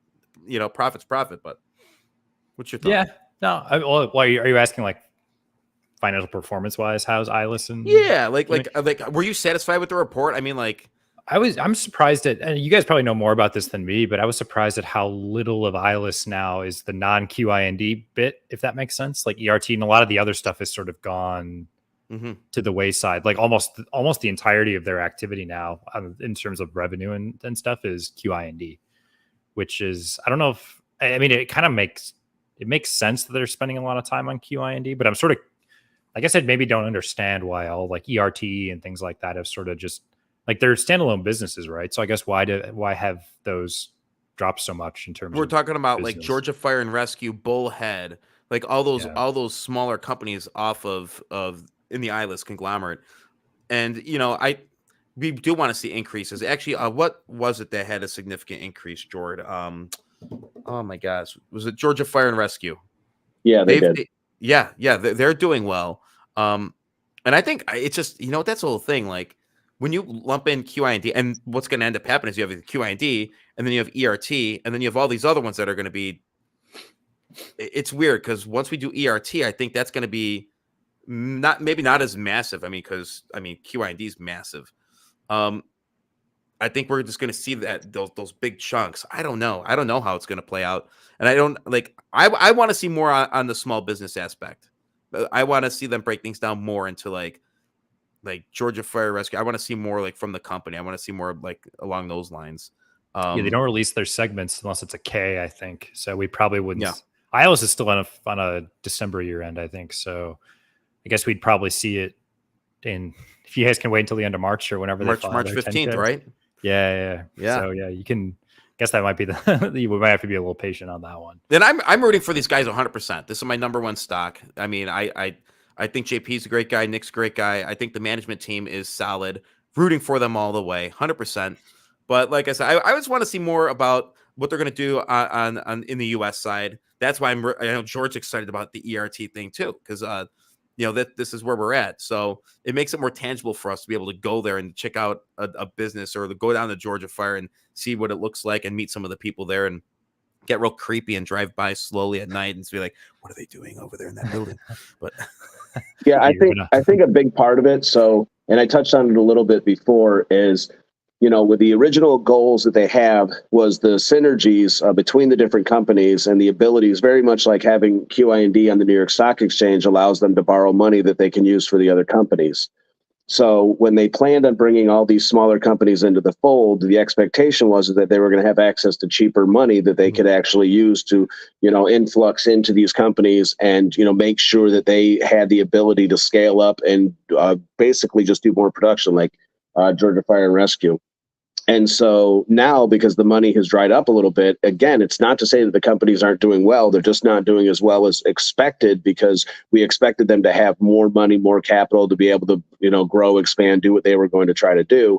And so then with the delay in Serbia, and then also with the delay in the uplist, is that it's basically just had a cascading effect where I don't have any nervousness about it. To me, it just means it's going to take a little bit longer, but they aren't doing nearly what they want to. The one big takeaway from all of this, though, is when JP was talking about them doing something that was outside of the box thinking. So with ERT being private and not having to disclose anything, I think that once QIND acts as a proof of concept and then ERT comes up, let's say 6 to 8 months after, that the floodgates are going to be open at that point. Not only are they going to have access to more capital, not only are they going to have a lot more money on their books and more revenue, but they're also going to have the base supporters of retail who are the only people that are putting money into this. And after 2 years, most of them are either tired or broke.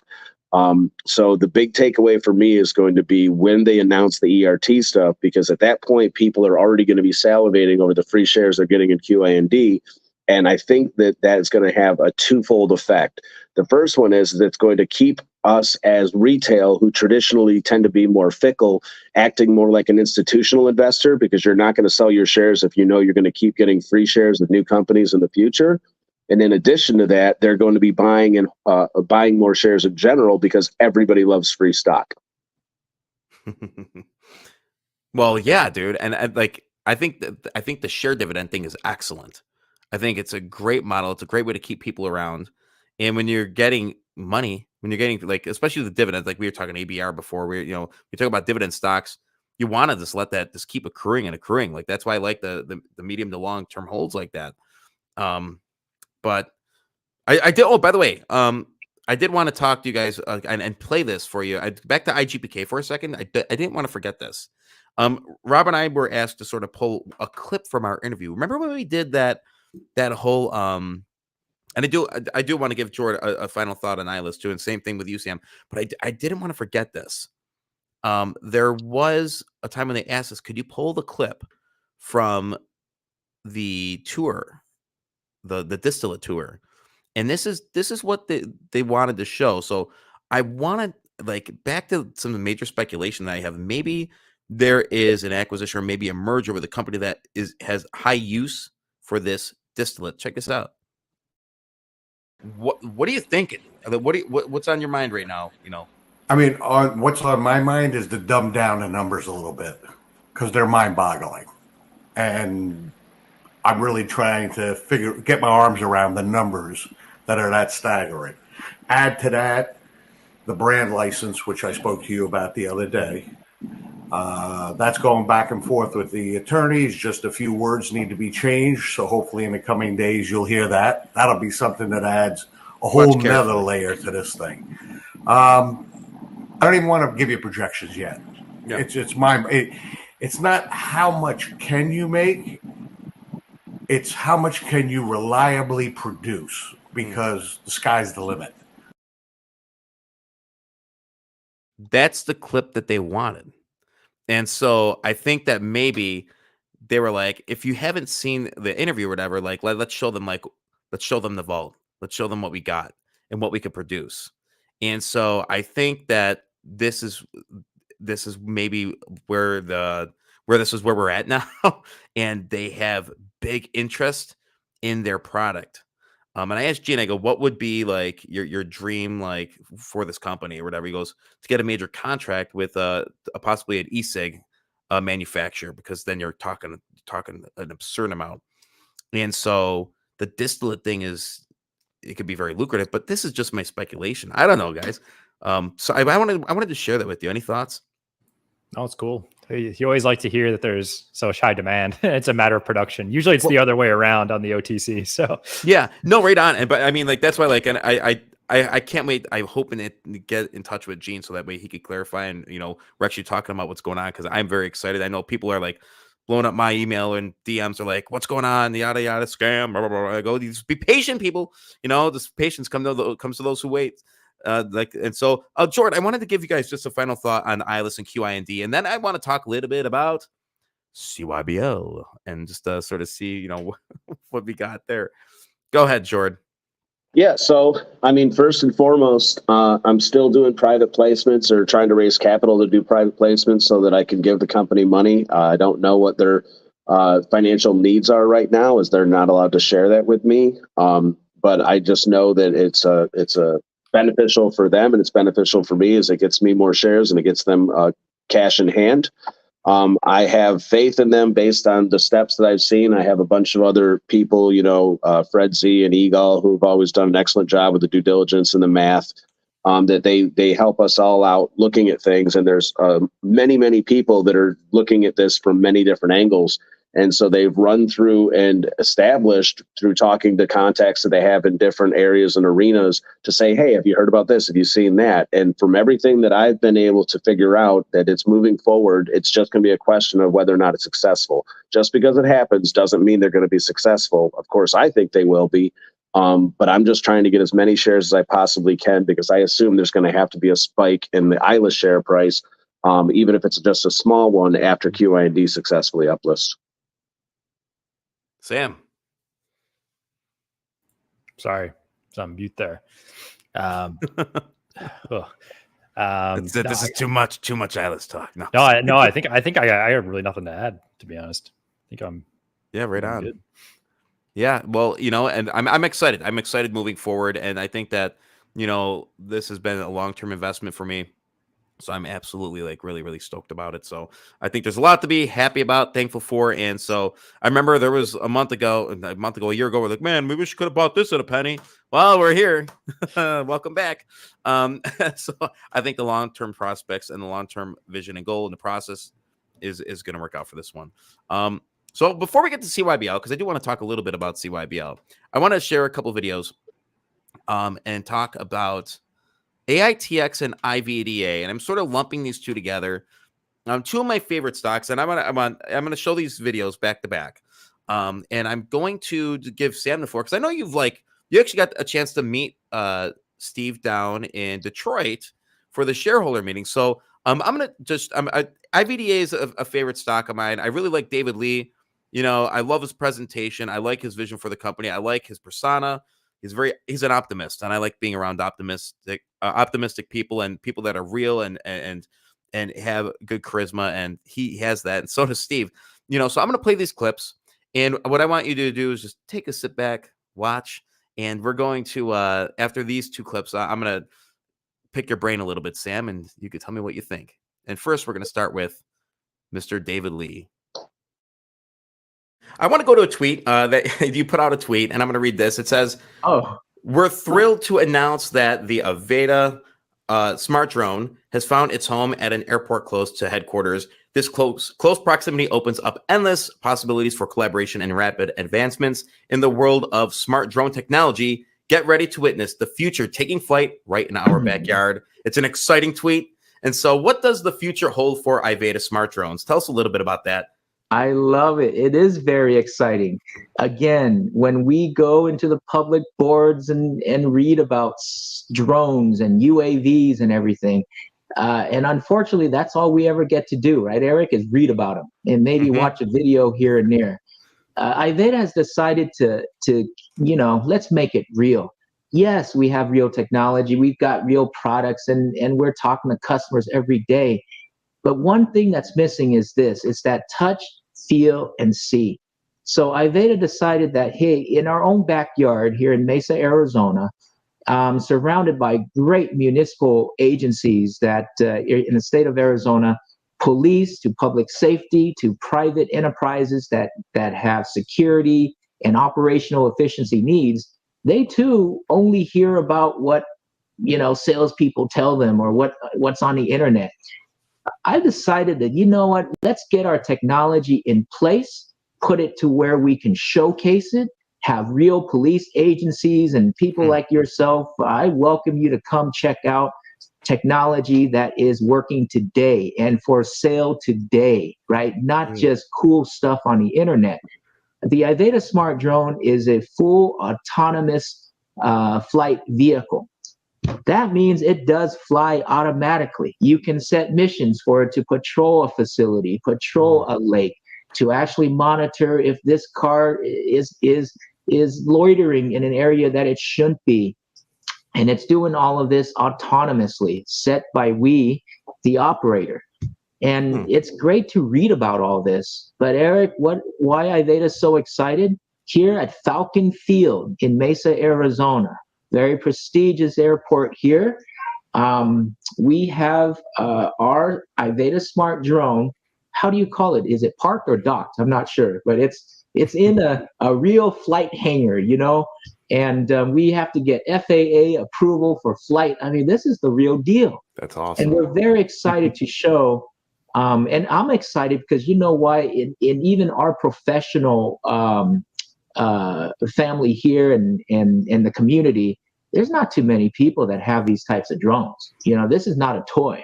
This is the real deal. And we're proud to have it live, accessible, showable, right? What is the word, demoable? I don't know, but come by, check it out, and it's for sale, you know, here in the United States. Yeah, it's good to go. Good for flight. And just like we were talking about the technology that we were just talking about before in medical, this stuff is here to stay. This is the future. Yes. And it's amazing. It really is amazing. And I think I'm going to coin that was a demoable. I got a dream to share real quick. I know, Eric, we're going off, but I got a dream, okay? No, go for it. That's what this is all about, man. And Mark's laughing because he knows I have multiple dreams. But I know, okay? I know a few things. I know that Rad has done great work, but I also know that at some point, exactly, officers will have autonomous robotic partners. And we're going to make that first autonomous robotic partner a Rad Duck. That is a dream. And we're doing it with large language models, bringing large language models, giving physical control, setting it up as security guards, go get this job done. If anybody doesn't think that that's not going to be the case within 24 months, I don't know, I'll buy you a Coke after you lose the bet. But that's what's going to happen. And the way I look at it is this: by taking out the bias out of an interaction, by taking the bias out of conflict, we can apply the rules equally, regardless of the situation, regardless of the inflammatory situation, or either deliberate or subconscious bias. And I'm not talking about just the street work. I'm also talking about with the DA and in the courtroom. So I'm positive on what can happen if we adopt these solutions equitably. Right on. Mark, do you want to follow up with anything? Yeah, I'm just going to add a couple of quick comments here. I mean, Steve said it, 100% reduction is absolutely the goal, but any reduction is better than none, right? Reality is that spend is a factor. So when people are deploying these security resources, they have to be conscious of what they're spending, which is where the idea of using technology for better or bigger impact really makes a big difference. And Rosa's built to be super visible, right? Part of prevention is visibility. So as Rosa's more visible, it helps with prevention. It does the deterring, the detecting. There's that initial response, which is the same every single time, right? With Steve, unbiased, Rosa's going to respond the same way every single time. And then you can't forget that frontline support. Steve touched on it, with sort of canine artificial intelligence type tools and partners, autonomous partners, but even frontline from a private security perspective too. That's just something it's coming. Yep. It's coming quick.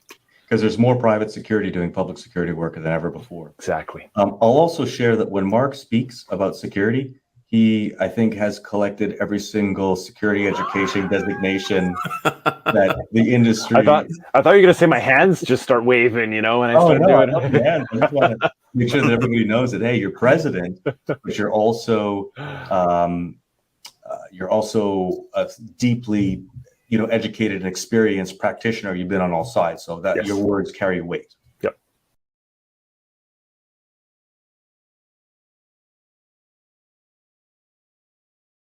Yeah, and please subscribe if you haven't already. I already I already missed the old logo. No, I don't.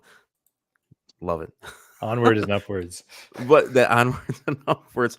But no, yeah, if you guys haven't hit the like button, share, subscribe. But your thoughts. Now you got a chance to meet Steve in Detroit. Yeah. Tell us about the presentation overall. And I do want to talk about their recurring revenue that they had announced in late November. So go right ahead. Yeah. I went to Detroit.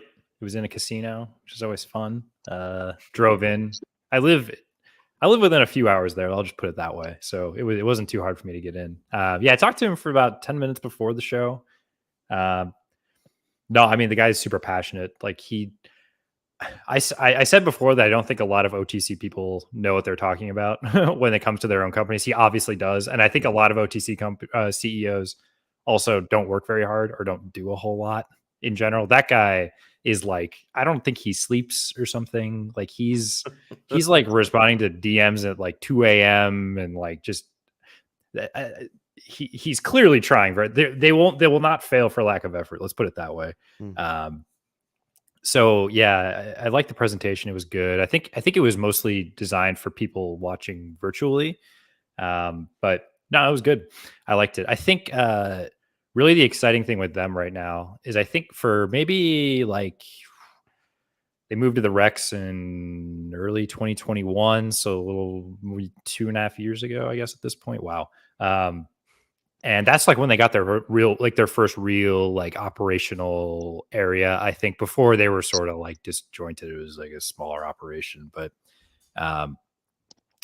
now I think they're sort of hitting that point where they've flatlined sales wise, basically over the last 2 years. They put a lot of money into the mobility type things, like a project called like Romeo, like a product, which is sort of like the Rad Dog, but huge, right? It's massive. And I don't think those really worked out quite like they thought, or maybe weren't quite ready for it. And then they came up with this Rio concept, which is like the Rosa that he talked about, but you can move it around. It has solar panels and stuff. And that's been like a huge success. And now their revenue has done one of these. Right. And I think right now, I mean, obviously these are all forecasts and I'm using some assumptions, but I think they're probably like a third of the way there to being cash flow positive, something like before debt service, might I add, before debt service, right? Just operationally.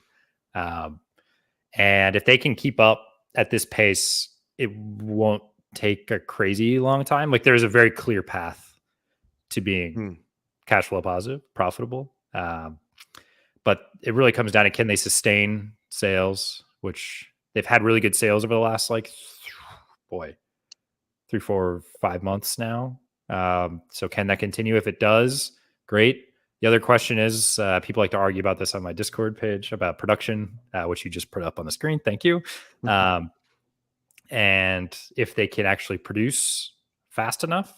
It was a problem back during COVID, and it's starting to become a little bit of a problem now. Their backlog, I think, is I think they're booked out until March or something like that to get devices deployed or somewhere around there. And they had staff reductions too. So do you think not on the production side though? Not in the production. Okay. Yeah. So it was part of the mobility solutions that I hesitate to say they didn't work out, but they didn't work out really. They didn't the sales, I think, didn't matriculate. I don't think they had the type of adoption they were looking for, quite like with Rosa and Rio, right? So we'll see what happens if their sales backlog, or if their backlog of production gets too big. Yeah, they've been talking about adding a second shift or getting a second facility, things like that. Yeah, you brought up I think the client, I'm almost certain, is FedEx. He can't say, but I'm pretty sure it's FedEx from what they said. Yeah. So yeah, $3 million a year in revenue from one customer. Their entire revenue the last 2 fiscal years was $1.2 million. So wow, they're definitely on the up and up right now. So, and they wanted to, he was talking about attaining profitability, and I think that since our last interview, I think that they may be on pace to finally do that. And, you know, he did recommit, and actually he said it on the show. He did recommit that they're not looking to do a reverse split. I think he said they re-up that, you know, and so we're gonna see what happens. I want to see them succeed. Obviously, you know, even like David Lee with IVDA, I want to see them succeed. And you know, they're speaking a lot of the same language with what they're trying to do from the security aspect of it. So that's pretty cool. But I think if they're able to achieve that, that would be a great success story and turnaround for, you know, the hit that they've taken as of recent. Yeah. So. And I have one general point here that just kind of put things in perspective, right? I firmly believe everything that David and Steve talk about and where the world is going, it's going to happen. Like that's where we're going, right? Yep. It's like trying to fight the internet or something back in like 1998. Like it's going to happen. The question is, and this is a little thought exercise for you all. There was a really good, I don't know if it was a Berkshire Hathaway annual shareholder meeting or something, but he pulled up a list of like the top like 20 automobile manufacturers in like 1920, or it was like right as Ford was starting to like take off or something. And he showed like, he's like, we all knew we were going to the car back then. It was coming, right? And there was all these companies, and he put up a list, and like every single one of them like does not exist anymore. And it's like not a, like you would have never heard of them. They all went under, but we all have cars today, right? Yes, so the question is, can they be one of those ones that survive or not? Or is it going to be like someone in 5 years is going to create what AITX couldn't, right? Or what IVDA couldn't. So that's a little, not to sound like a Debbie Downer here or something, but it's a kind of an interesting thought exercise. You've come a long way, Sam. You've come a long way. No, you know, and this is sorry. This is sort of the funny thing. Like when we're talking about like all these companies, they have these ideas. I think there's a lot of these companies they have a lot of great ideas. And they have a lot of good products. They are very, like, even talk about ILUS with MIST technology and like, you know, the patents and like CYBL, munition drones, AITX, they're you know, long arm detection, like all this stuff. You know, it just sucks. You know, the sucky part is that you want to get bought up by a big company eventually, or merge with a big company, or like you're battling, you know, these major companies. You're battling, like when you're talking about electric vehicles, you're gonna battle Tesla. Yeah. You're gonna battle Ford, Chevy. Like you're gonna battle all the big dogs. Like when we talk about Bioxytran, when we talk about pharmaceuticals, guess what? You're up against Pfizer. Good luck. You know what I mean? Like that's the downside to being a small company with a great idea. Is it's like a Chihuahua versus a pit bull. You know, 9 times out of 10, or even worse than that, it's not going to end up well. And that's not me being a Debbie Downer either. That's just being a realist. And that means you have to be especially tenacious. You have to be methodical. You have to be up tweeting at 2 a.m. and taking calls from clients, you know, at all hours of the day. And there's no rest. And I know, like you said that about Steve. I get that from David Lee. I get that from JP Backwell. Doesn't stop, you know. Does not stop. Anna Thomas doesn't stop. You know, that's how you have to be. Coriano doesn't stop from Triple DX. He's always going. You know, he's always looking for opportunity. That's what it's about. And so, you know, that's what I look for in companies. That's what I look for when I like. It's not just about the product. It's about the people, and are they able to deliver the results that you're looking for? Is a process? Is it going to be meticulous enough to be successful? You know, Jordan, I don't want you to fall asleep. No, I love AITX, and I think Steve's doing an excellent job, and David Lee's also doing an excellent job. I look forward to finding out in the future if they do a collaboration. That it's very interesting, because I think what most people fail to realize when they look at these stocks is they only look at the stock price and never at the market cap. And so with, you know, AITX, that like Sam was saying, they're fixing a problem, and it's a multifaceted problem. But not only is it more and more difficult to get people to work for you in security for what those jobs pay, but most of the time that places get robbed, it's actually an inside job where you know, somebody gets, you know, a tip off from the person that the company's paying to do security to tell them when to come in and do what they're going to do. By taking the bias out of it, there's the potential for it to just be a safer alternative all the way across the board for everybody involved, both just random people that are in the area, the police, and everyone else. I really have a lot of faith in them too. And I was a big shareholder. I did end up having to sell my shares as the price was going down, but have been acquiring on the way back up. And seeing the $3 million in recurring revenue is a huge first step. I mean, people don't understand how expensive it is to start a tech company from the ground up. They've obviously are burning through a lot of cash. But unlike some of these other companies like Mullen, they seem to keep putting it into places where it does make them money. They've made some missteps. I feel like there probably should have been some more research done on a few of the products that they did that don't seem to be as selling as well. But at least right now, for the Rosa specifically, that it really seems to be a great product. And if FedEx is the customer and they like what they're doing a year from now, and they don't pull back that account, then I think that the sky's the limit. And once a couple other Fortune 50 companies come in, that they're really going to be making money because they're not selling a product and having to continue to only sell products. They have that monthly recurring revenue. And that is just a gold mine for companies. I believe he said after 10 months, they've reclaimed all of their costs for build out and everything else. And then it's all pure profit after that.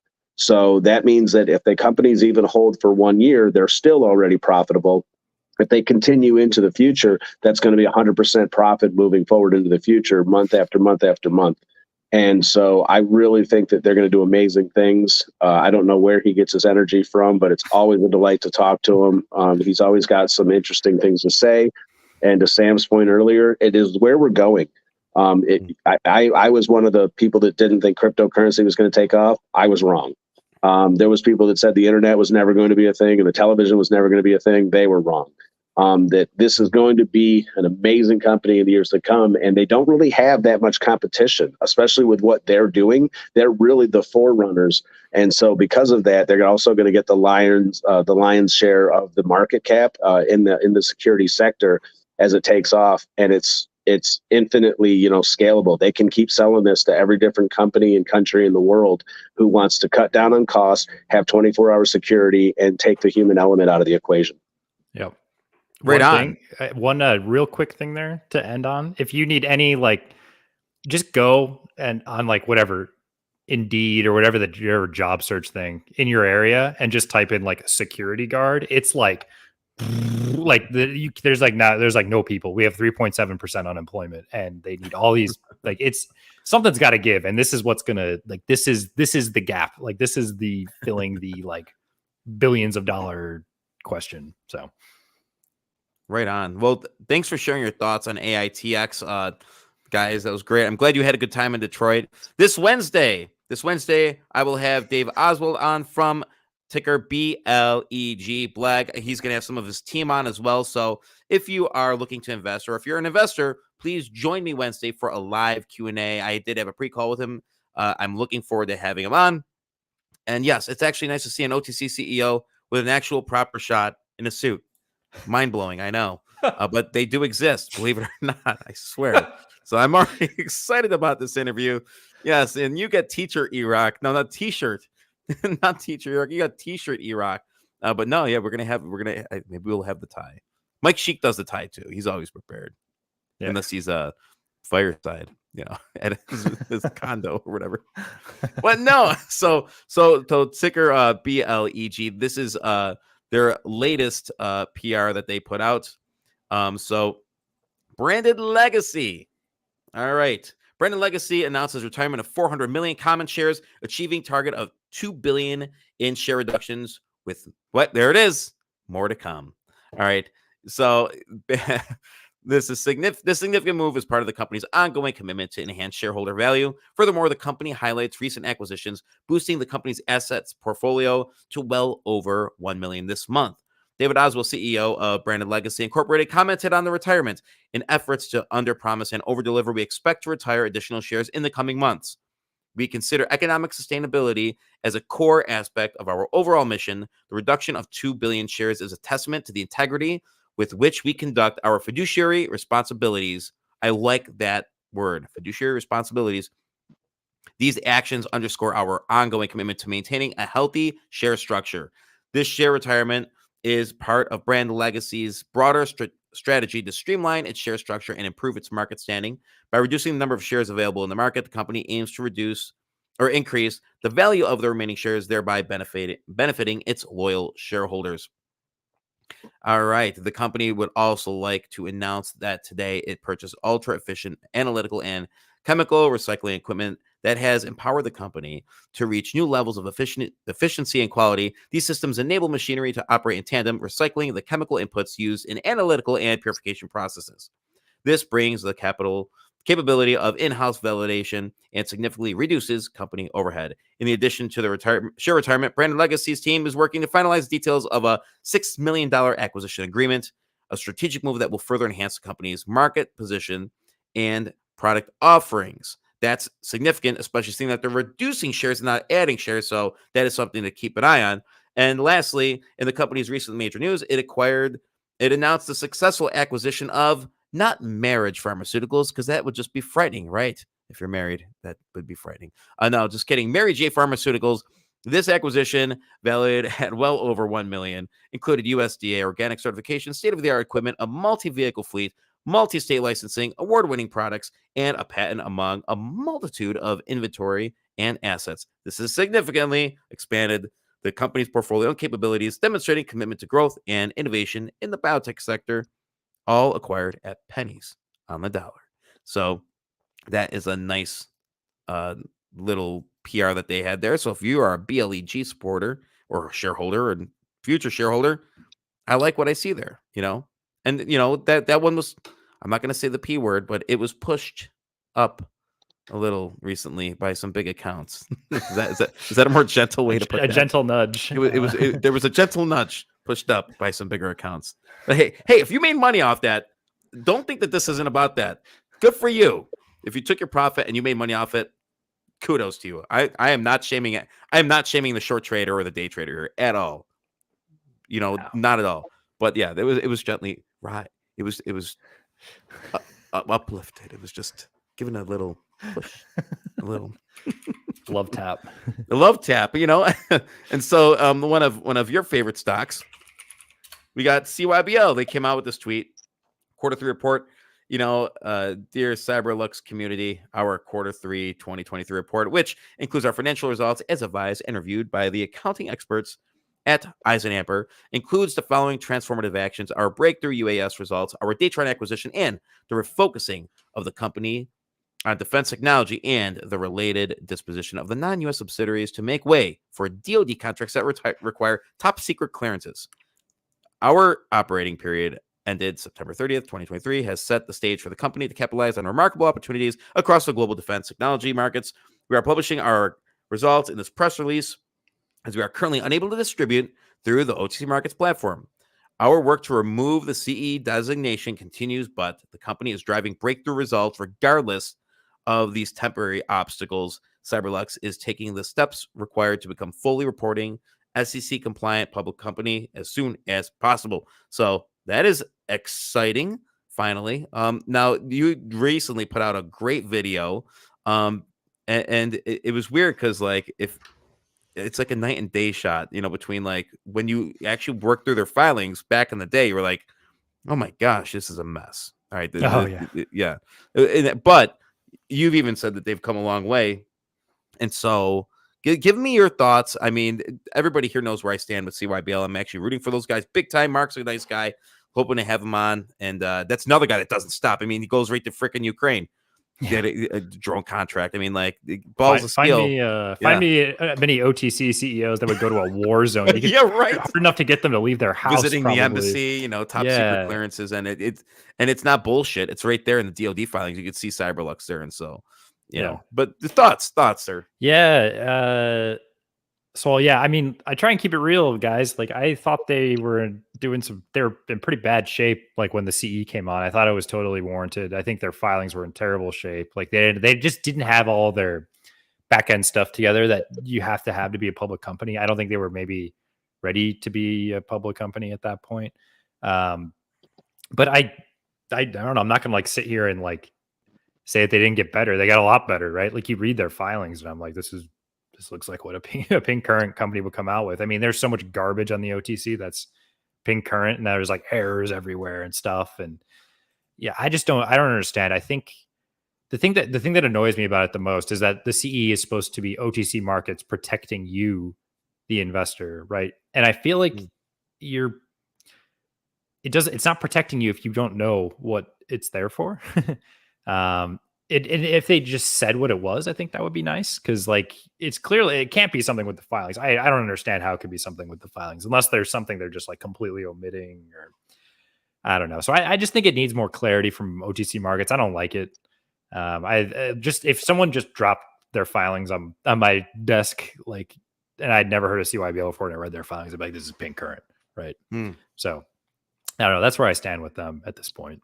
And the fact right that they're and you kicked see out that of like the, there's garbage on the OTC that's Oh, yeah. tradable, and it's mind blowing. Yeah. Like shells that are still like they're obvious. There's no company rolled in. It's just there's no revenues. There's no nothing, and people are trading it.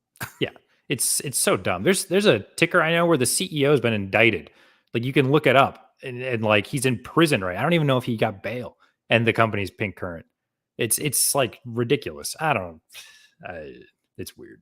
Anyway, I do think when the CE comes off, this thing is going to go freaking nuts. Yeah. And like Brett said, Brett does says that he hopes it doesn't, so that we, and I do want them to implement that $19.5 million buyback. I want them to do that. Back in the day, they weren't going to do it in one fell swoop. They were going to purchase maybe a chunk here, a chunk there, like little by little. But this is the opportunity to do it. I was sort of hoping maybe they could get a Canadian brokerage to take those shares off the market, because this would be prime buying opportunity, right? And it might as well, right? Mark can wire Work for the US DOD buying on the Canadian market. But I mean, George, your thoughts on CYBL? You are a CYBL shareholder.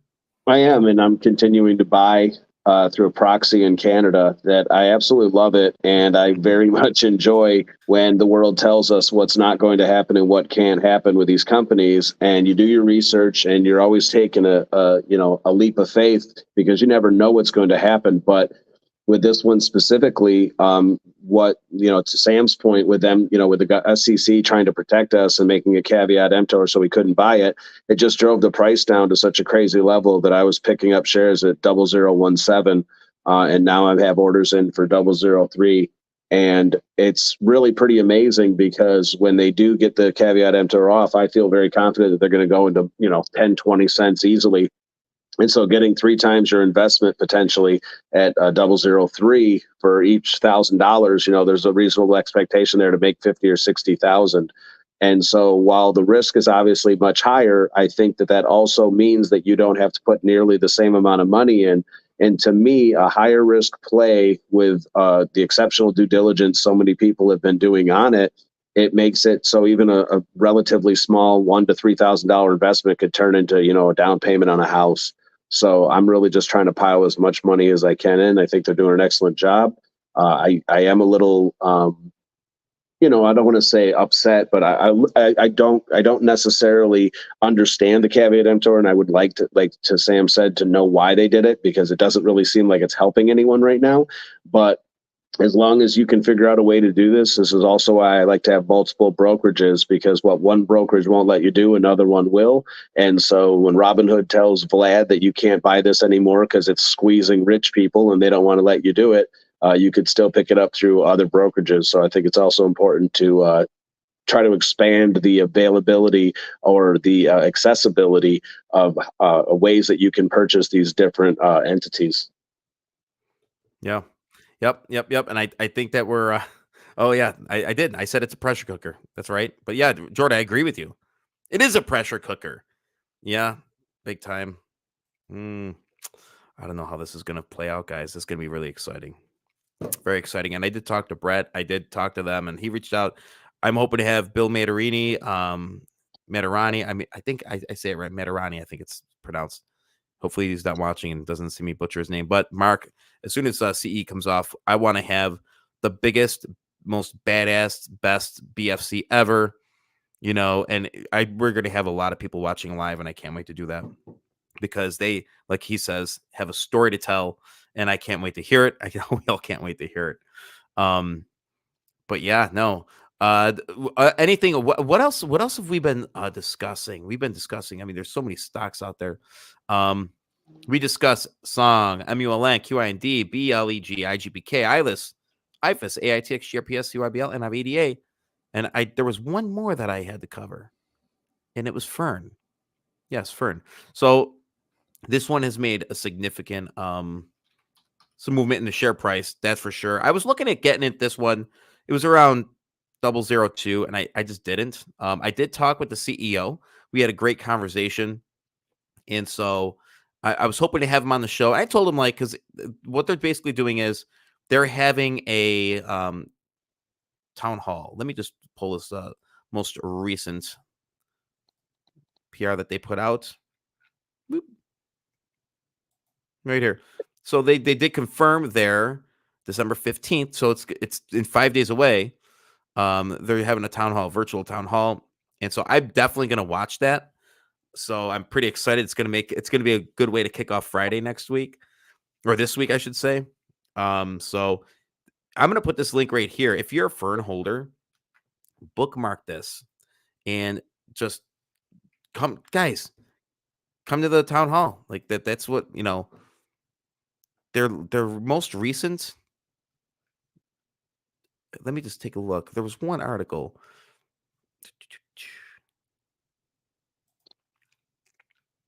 And I apologize for not having this already pulled up. In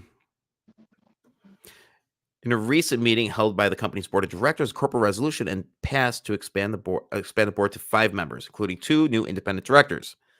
This announcement also initiates Fern Hill's search to find qualified candidates that have previously served on the board of a public company that have experience in blockchains, Web3, and financial software, and that kind of stuff.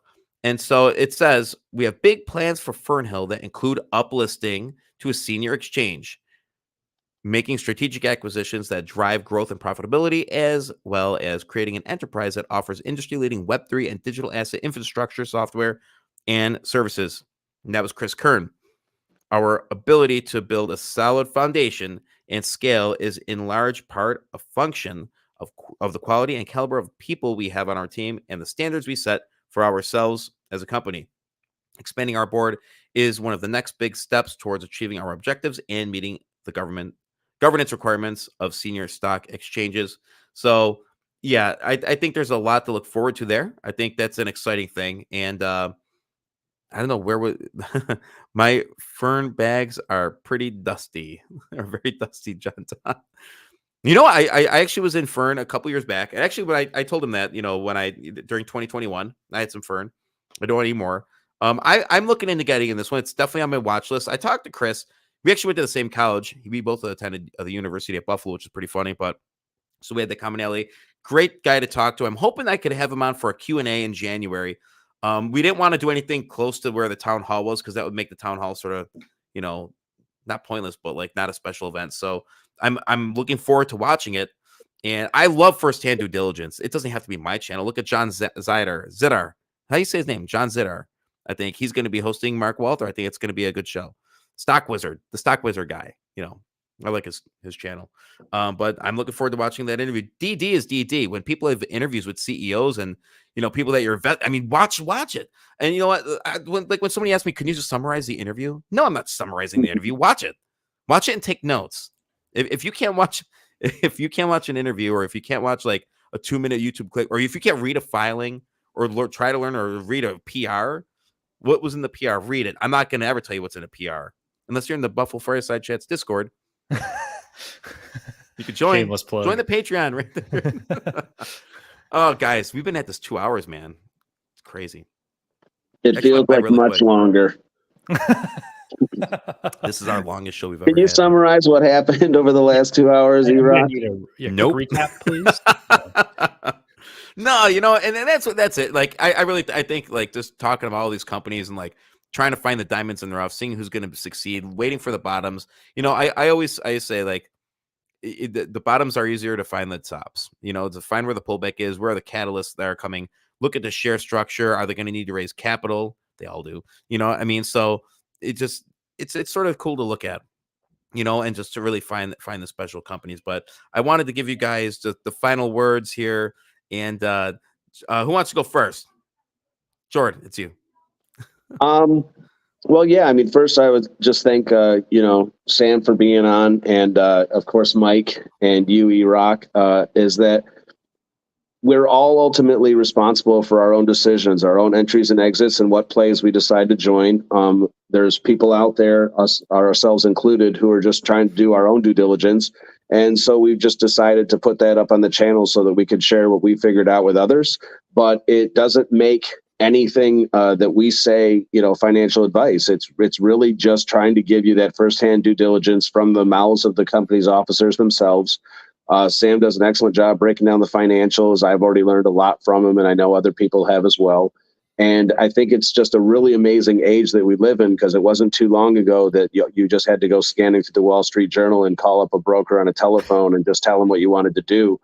And so I think that we're in an amazing time period. I don't profess to be an expert at trading stocks, but I've learned over the years that if you can keep yourself financially solvent and buy a variety of different good plays and recessions and crashes when all the share prices are super low, that when the market does recover, the expectation for profits is very, very large.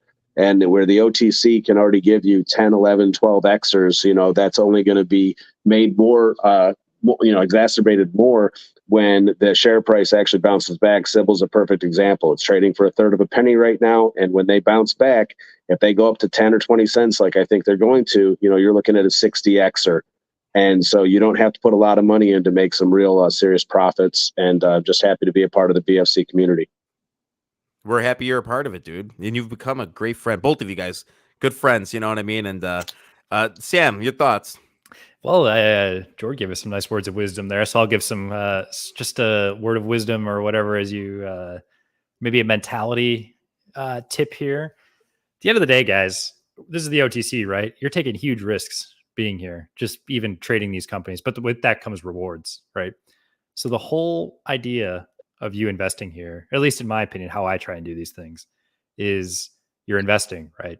You're not gambling. You're looking for the right companies that will tip the odds in your favor, right? That doesn't mean you're going to be 100% correct. That doesn't mean I'm going to be 100% correct. It means you're going to tilt the odds such that you will earn, hopefully, very outsized returns for your effort, instead of just like investing in an S&P 500 index fund, right? And which is about 3 seconds of DD of literally just clicking buy, and then you just kind of let it go, right? So think of it that way. Don't get too discouraged if you buy one that doesn't work out well, right? Diversify a bit. Know your risk levels and just be prepared. Like I always tell everyone, just be prepared if you invest in a company that you could lose it all, right? That's all I gotta say, right? That's how good mentality as we go into this trading week. So don't play with what you can't afford to lose. Bingo. All right, Jord, Sam, thank you guys absolutely so much for just coming on the show, and I look forward to having you guys back on. And by the way, Sam is with us in the BFC Discord, and that channel is gonna grow. So guys, if you're not in the Discord, click the Patreon link above, click the merch link, dude.